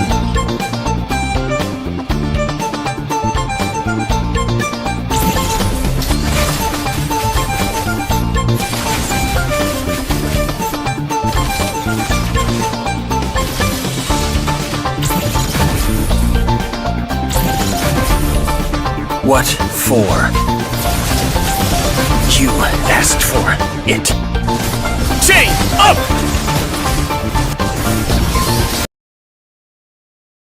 Welcome back everyone to the National College Cup, and it is brought to you by Battle Knights India as well. So we are here finally on to the seventh game. It is the seventh game as well as the final game for the day, and it will be between team Equinox going up against team Racoon Gang. I'm quite familiar with the name Racoon Gang, but Equinox is kind of new for me. Equinox are representing Ranchi University.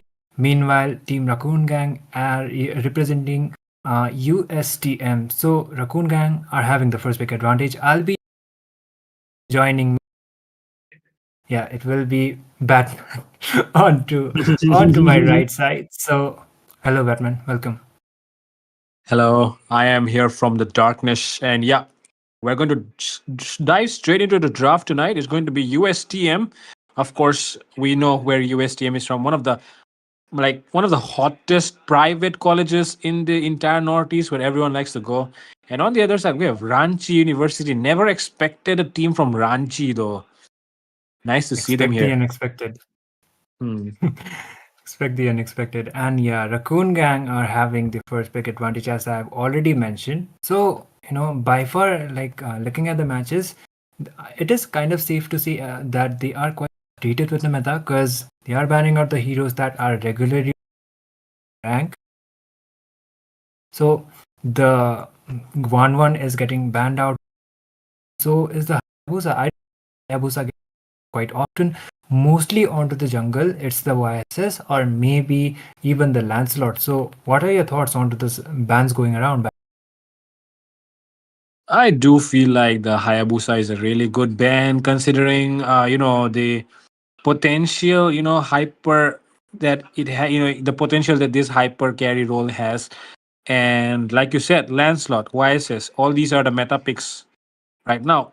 And That's why banning these picks makes more sense. But I feel like even the Mincitar is a hero that needs to be paid some attention because it is one of those heroes that can counter out the YSS and even the Lancelot. So yeah, along with that, it can counter the Hayabusa as well. But for some reason, that hero is left open, and we're seeing Lancelot going down into the ban section as well. I'm waiting for the Mincitar though. If the Mincitar is banned out, I mean, all these heroes can actually shine. So let's see if someone picks up the Mincitar. Yeah, definitely. And yeah, Mincitar, as you mentioned, he is a kryptonite for most of the mobility kind of heroes coming up. Even like mostly it is the case like they ban out the Mincitar from either of the sides, so it leaves out the assassins for them to open out as well as to pick off. But onto the scenario, the Lancelot is all. So I actually wouldn't be surprised if they ban out the Mincitar and somehow the YSS is open. They can even give him the first pick priority, even considering the fact that there is the EXP meta thing going around. But YSS has been one of the picks that has been onto the S tiers in terms of the junglers. This guy is really fast when it comes to clearing out the jungle as well. And he does decent amount of damage as well once he is acquired with the itemization sets. But okay, something I don't see often onto the ban section, the Melissa. Well, this usually you go for the, how do I say it, like the rank game picks. So if the rank game picks are what we're talking about here, we'll definitely be seeing such bans as well. And with that, we're seeing the introduction of the Grok. I'm not sure if that is supposed to be there, but I guess it is what it is. We're having the Grok right now. And Yeah. with that, the reply is coming in Oh. instantly. Veil, and along with that, the Yuzong. I'm not sure about the Veil, but the Yuzong is definitely a strong pick here. Yeah, I agree. Yuzhong has definitely been the priority picks onto the EXP lane after the buffs he received. And speaking of the YSS I was before, he has been prioritized, and Kimmy has been the response onto the mid lane most probably because she is a marksman, but she deals magic damage. She is a mage marksman, and mostly like onto the tournaments as well as prioritize onto the mid lane. Onto the gold, it is mostly the attack speed kind of marksmen that are going around, or maybe skill dependent kind of MMs that are like the Granger. But Equinox, they will be picking out, like revealing out the junglers as well from side. It is going to be that, but Suyo has received a significant nerf onto the previous patch, so we don't see him quite often like we used to see him before compared to the YSS. So it is more onto the comfort side, I guess. So the fact that we have a YSS right now is going to make things interesting even more because Racoon Gang, their draft is actually very, very good. If you consider the Kimi as well, the mid lane as well as the jungle, these two picks are actually very, very good. And on the other side, the Suyu, of course, a decent jungler in any meta that you put him in. And right now is, of course, another meta, which is the Shuyu. Let's see if it can actually, sail through or not. Meanwhile, Yuzong in the EXP is also a very good pick. So out of all these picks that have happened so far, I feel like USTM has done a better job in the first phase, and in the second phase right now we're looking at Glue ban and the Granger ban. Granger definitely ban worthy unless you're going to pick an Irithel. But right now, I mean, you can definitely pick up an Irithel and counter both the Granger in 1-1, but somehow Racoon Gang is just not interested in picking Irithel first. So that's the reason maybe they've banned out both these heroes. Yeah, it actually can be the case. So is the Moscow is getting banned out. So maybe they have something else, prepared to go onto the goal lane. That can actually be the case.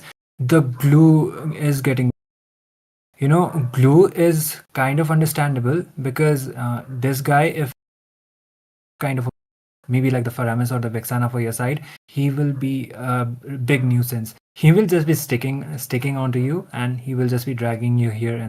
And if you try to dash out damage onto him, instead it will be your teammate getting down. But okay, as we were expecting the Irithel is getting. So Team Equinox, they will be having that. Maybe they will be picking out the roam, or maybe they will be going out with a gold lane. It can be the case. But let's see what they actually can go with. Oh, okay, Carmilla. So team fight kind of a composition. Yep, team fight kind of composition. I mean, the thing is, you're trying to lock down all the enemy heroes. They do lack dash, but except the YSS should not be having a hard time against the Carmilla. But it's understandable why they want to pick up the Carmilla here, because this picks that they already did in the past, I mean, in the first phase, it's very, very, how do I say it? It's very, very team fight oriented. And if you pick a Carmilla on top of that, it becomes a very, very good team fight, draft. So yeah, right now Equinox looking strong with this one. Ranchi University, of course, and Racoon Gang on the other side from USTM. Their first phases look very good, but now to finish things off, they need to pick up the mid laner or maybe the goal laner, because the Kimi can still be flexed. And okay, it is going to be going into the goal lane, the Kimi, and it's going to be Zacian in the mid lane and Uranus as the EXP. And Uranus is actually very, very good, because if you think about it, the Yuzong usually wins out in a lot of cases, but the Uranus, he can actually sustain everything that the Yudong tries. So yeah, it's going to be looking good. Yeah, and Team Equinox will be completing the draft with the carry, which is okay because, as you mentioned, Racoon Gang has the Uranus. Rock, he doesn't have that much of a sustain onto the early game phases, and he will be requiring those defense items. They will be trying to build out the blade armor as soon as possible. So I think in terms of the draft, it is pretty much balanced, but Equinox, they have the team fight kind of an advantage thanks to that Carmilla. If she is able to connect with the Curse of Blood and the team actually follows up, they will be able to find some decent trades. But the problem is Racoon Gang has the mobility, but only thing that is kind of questionable for me is the Kimi gold lane. What are your thoughts, Batman? Yes, and now to finish things off, of course, the carry, right? Very, very good in this meta, because of course it's all about sustain, and carry does have the true damage, goes through the defense and hits directly on their HP. So yeah, good pick to finish things off. And I think I see the combination here, right? They're trying to use the carry and Carmilla combination because the enemy is also trying to bring a lot of team fight potential. And with that, I am back, ladies and gentlemen. This is going to be the final match of the night. And when the night comes, so does the darkness. And with darkness arrives Batman. And I'm Batman casting here tonight in the land of dawn. Yep. And with Batman, here is me, Tami. So, okay. That name is kind of familiar with me, the YSS. It actually is J, right? Heavenmaid, I do think it is J. It could be J, but okay. Let's just leave it aside. Carrie is okay. She has an Inspire. Carrie Inspire, that was quite a while ago. I actually used to see her with the Inspire spell, and she is having quite of a hard time going up against that Kimi, which is kind of an opposite case. But okay, just the basic routine as well as get the level. They just go in, but still the trades yet to be drawn. Yes, and now we're having a lot of damage and damage and sustain, both of them, actually in the EXP lane, because these guys, they're not here to just give damage, they're here to take damage, they're here to sustain out the entire team fight and actually take more kills than their opponents. And in the EXP, in the goal lane though, the rotation was a lot of rotation being, done here by Racoon Gang, because they do realize that this carry is the only one that can create problems for them. The Suyo, not really the best option, right? So yeah, they're going to focus a lot more onto the carry into the EXP lane though. To my surprise, it's actually the Uranus who is winning the lane. Yeah, Uranus is it is kind of opposite kind of a scenario, because Yuzong was the one who was supposed to have the advantage, but the turtle has spawned, and looks like it will be Team Racoon Gang trying to contest with the turtle first, but still the trades are yet to be drawn. There is the Black Dragon. Still, he might actually just not overcome it, considering the fact the team is yet connecting onto the Zishan. Seems like retro battle going to be coming in anytime. It will be the Suyo who will win the retro battle, and with that, first blood being secured here by Heavenmaid. And it's still not over, as the Grok is still chasing the enemy down into the enemy territory, and there comes the Uranus as well to provide the backup. And with that, the Suyo seems to be zoned away from the red one. red buff, and he will be, denied of that red buff. So that's a good trade that USTM has decided to take here. Yeah, exactly. And Yuzhong, like you were saying as well, Uranus is the one who is having the advantage. And apparently the poking games coming up from him, the Yuzhong is actually having a hard time. And onto the bot side, the engages are yet to be drawn. And looks like the carry is actually yet to find a better position to be actually contesting for the fight. And there might be an around. Yes, and now we're seeing here Grog decides to knock them up before they can reach the Kimi, and Kimi actually gets full stacks on her passive. So that's why she's hitting a lot harder on the Carmilla right now, and with that, they decide to disengage. But oh my god, look at it, Uranus. He does have the red buff as well, so yeah, that's going to be an even more. Oh, there is the engage once again, but okay, it will be so will the Carmilla, and there will for the hands of Zishan. Team Racoon are the ones who they are definitely the ones in control of the game right now, and Smooth Operator definitely making it look smooth in the XP lane, going up against Madara on that Yuzong. And look at that, he's even turret diving at this point, getting a lot of hits. But the thing is, the more you hit him, the better his passive is and the better he sustains. So yeah, he's even doing a 2v1 at this point, but with the Carmilla giving the backup, it might be a little bit more harder because he's getting his defense reduced. And there it comes, Sasuke into the action as well. Vengeance been popped off here by the Uranus. Not a lot of action to be talking about, but of course, Smooth Operator giving us those highlight plays.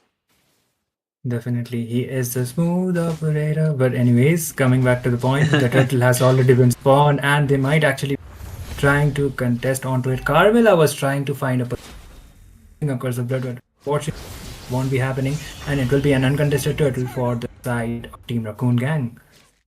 Yeah, an uncontested turtle, and with that, turtle looking good on both sides. But of course, USDM is definitely ahead because they have taken away a lot of resources on the map. And that's why it's, even though the score is just 3-1, look at that goal lead, it's around 2k already. And with that, Madara might be arriving as well, it seems, but no, he doesn't want to yet. And there it comes, the connection is good here, and the knockup is immense. And now they're dealing a lot of damage, but the full stacks on the Kimi will take down the Suyo. And with that, into the backline diving is the carry. Carry wants to go in for one more, or maybe not, because the Kimi does have those full stacks. And here it comes, YSS with his ultimate. He comes and he finishes, taking 2 down with him. And that's exactly how the YSS decides to play. Okay, seems like the Whale should have been more careful there. But yeah, he'll be safe for now. Yep, and YSS as well as the Kimi combination, something we don't see out quite often, but it is working out.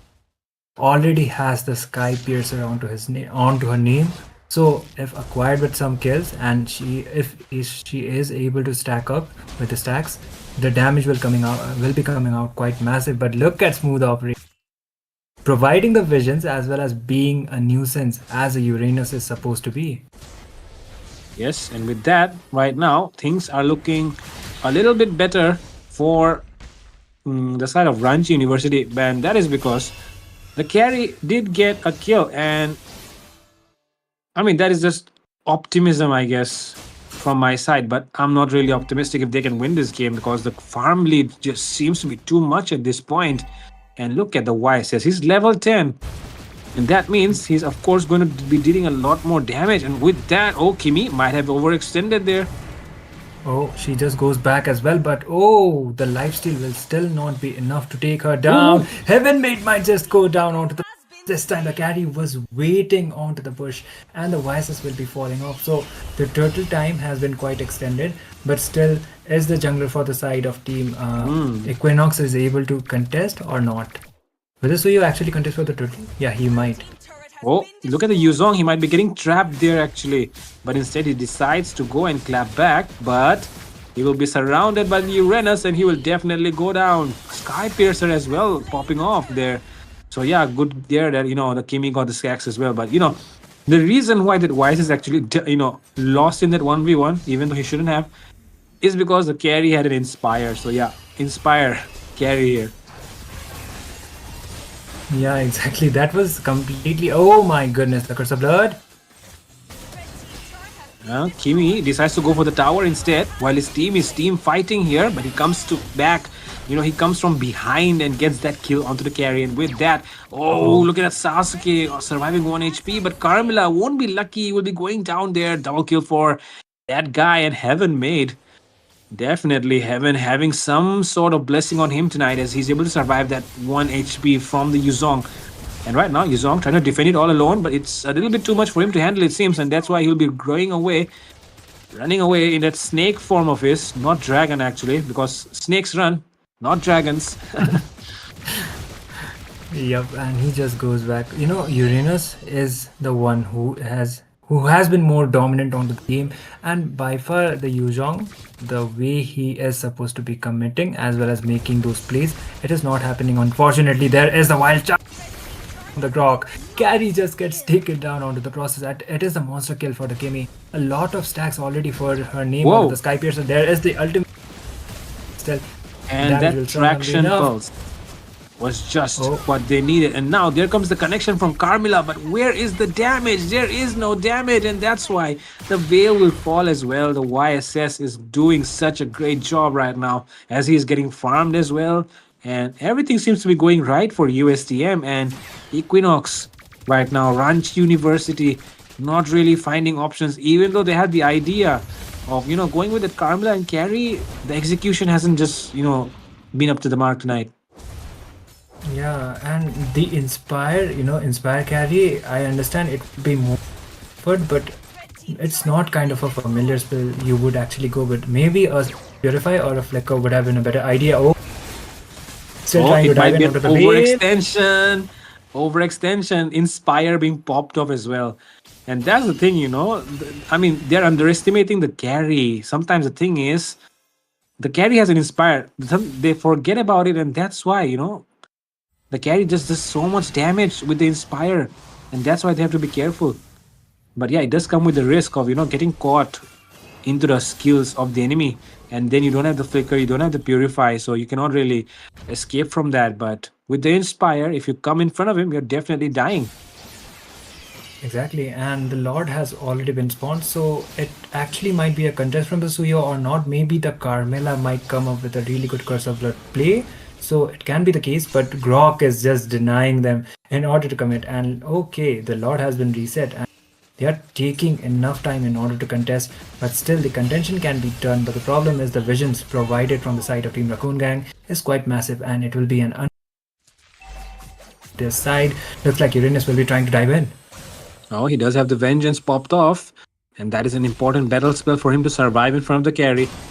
So now they can definitely look for an opening, and it seems like the opening must have arrived, but instead of that, they'll be getting knocked up by the Grok, and a double kill comes in for the Kimi, but now Smooth Operator will be going down deep inside the enemy territory.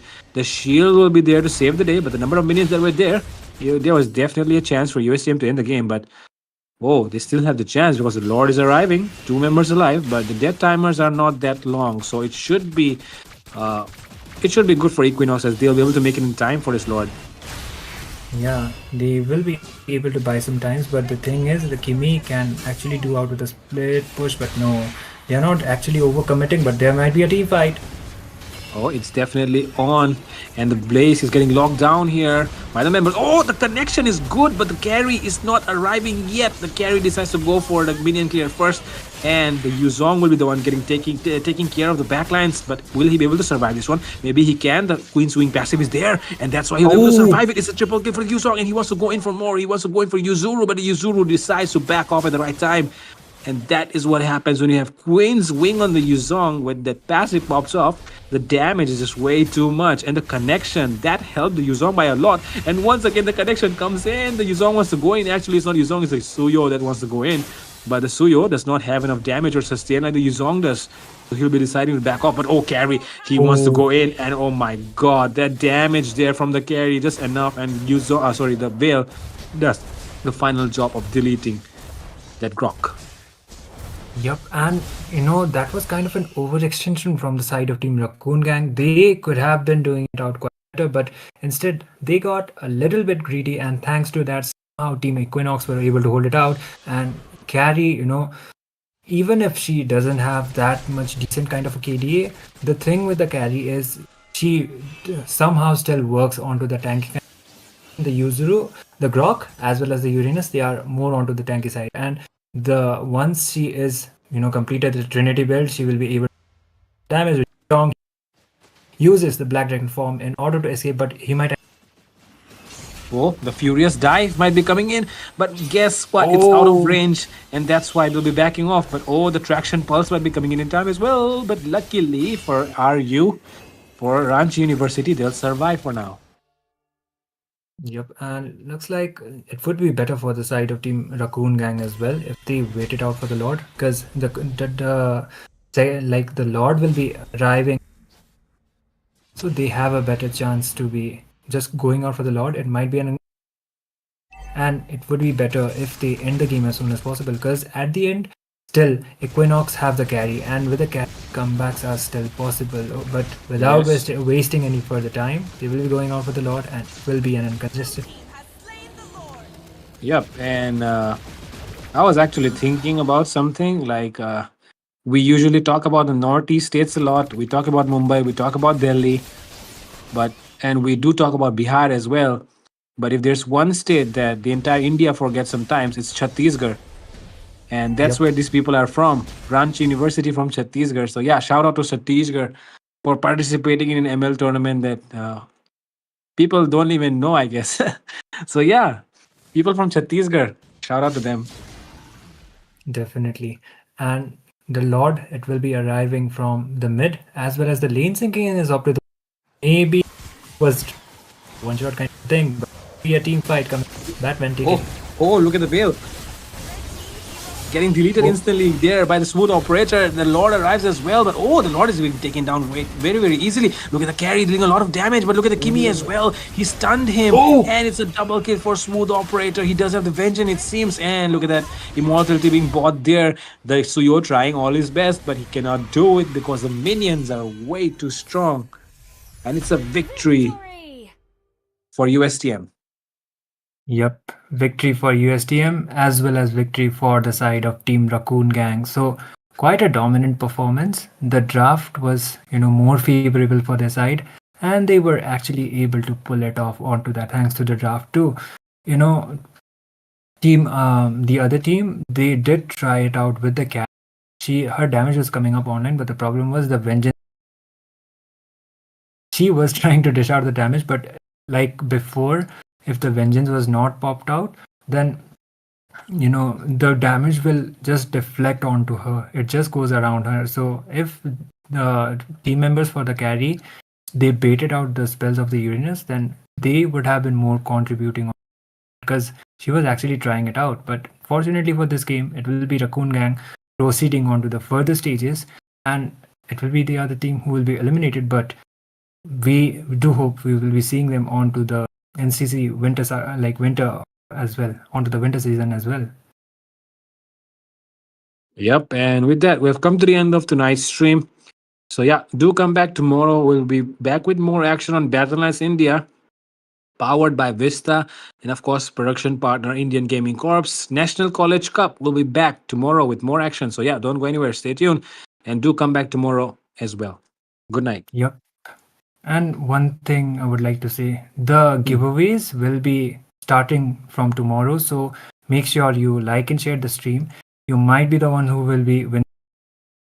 And the giveaways will be hosted regularly starting from tomorrow. So please be active, do join, and watch the matches and be interactive onto the chats. Who knows, you will be the lucky winner onto the Deyes. But till then, me as well as Batman will be signing off. We will be seeing you tomorrow.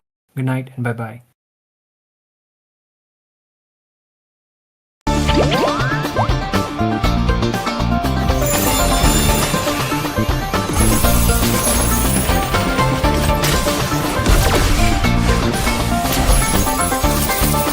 I am more than a weapon.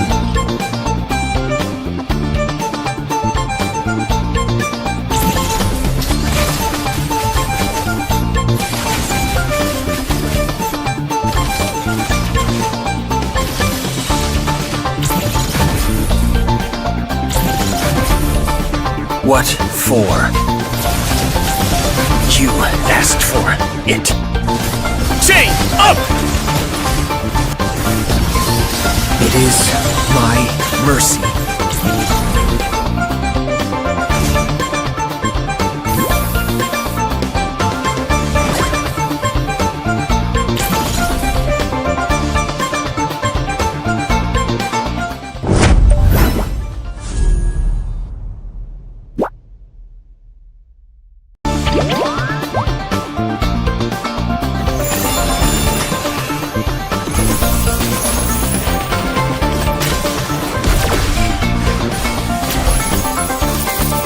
I am more than a weapon.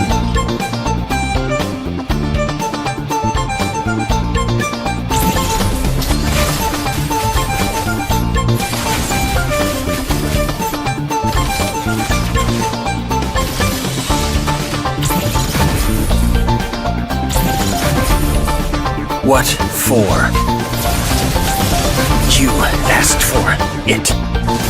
Chain up! It is my mercy.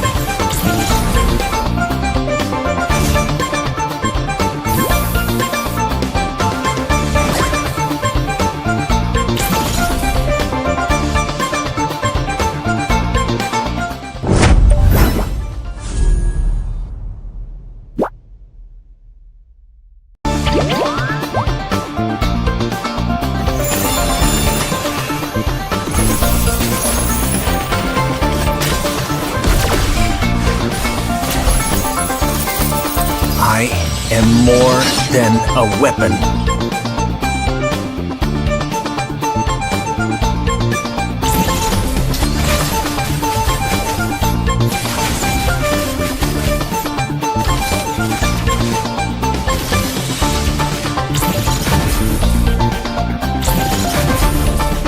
What for? You asked for it. Chain up! It is my mercy.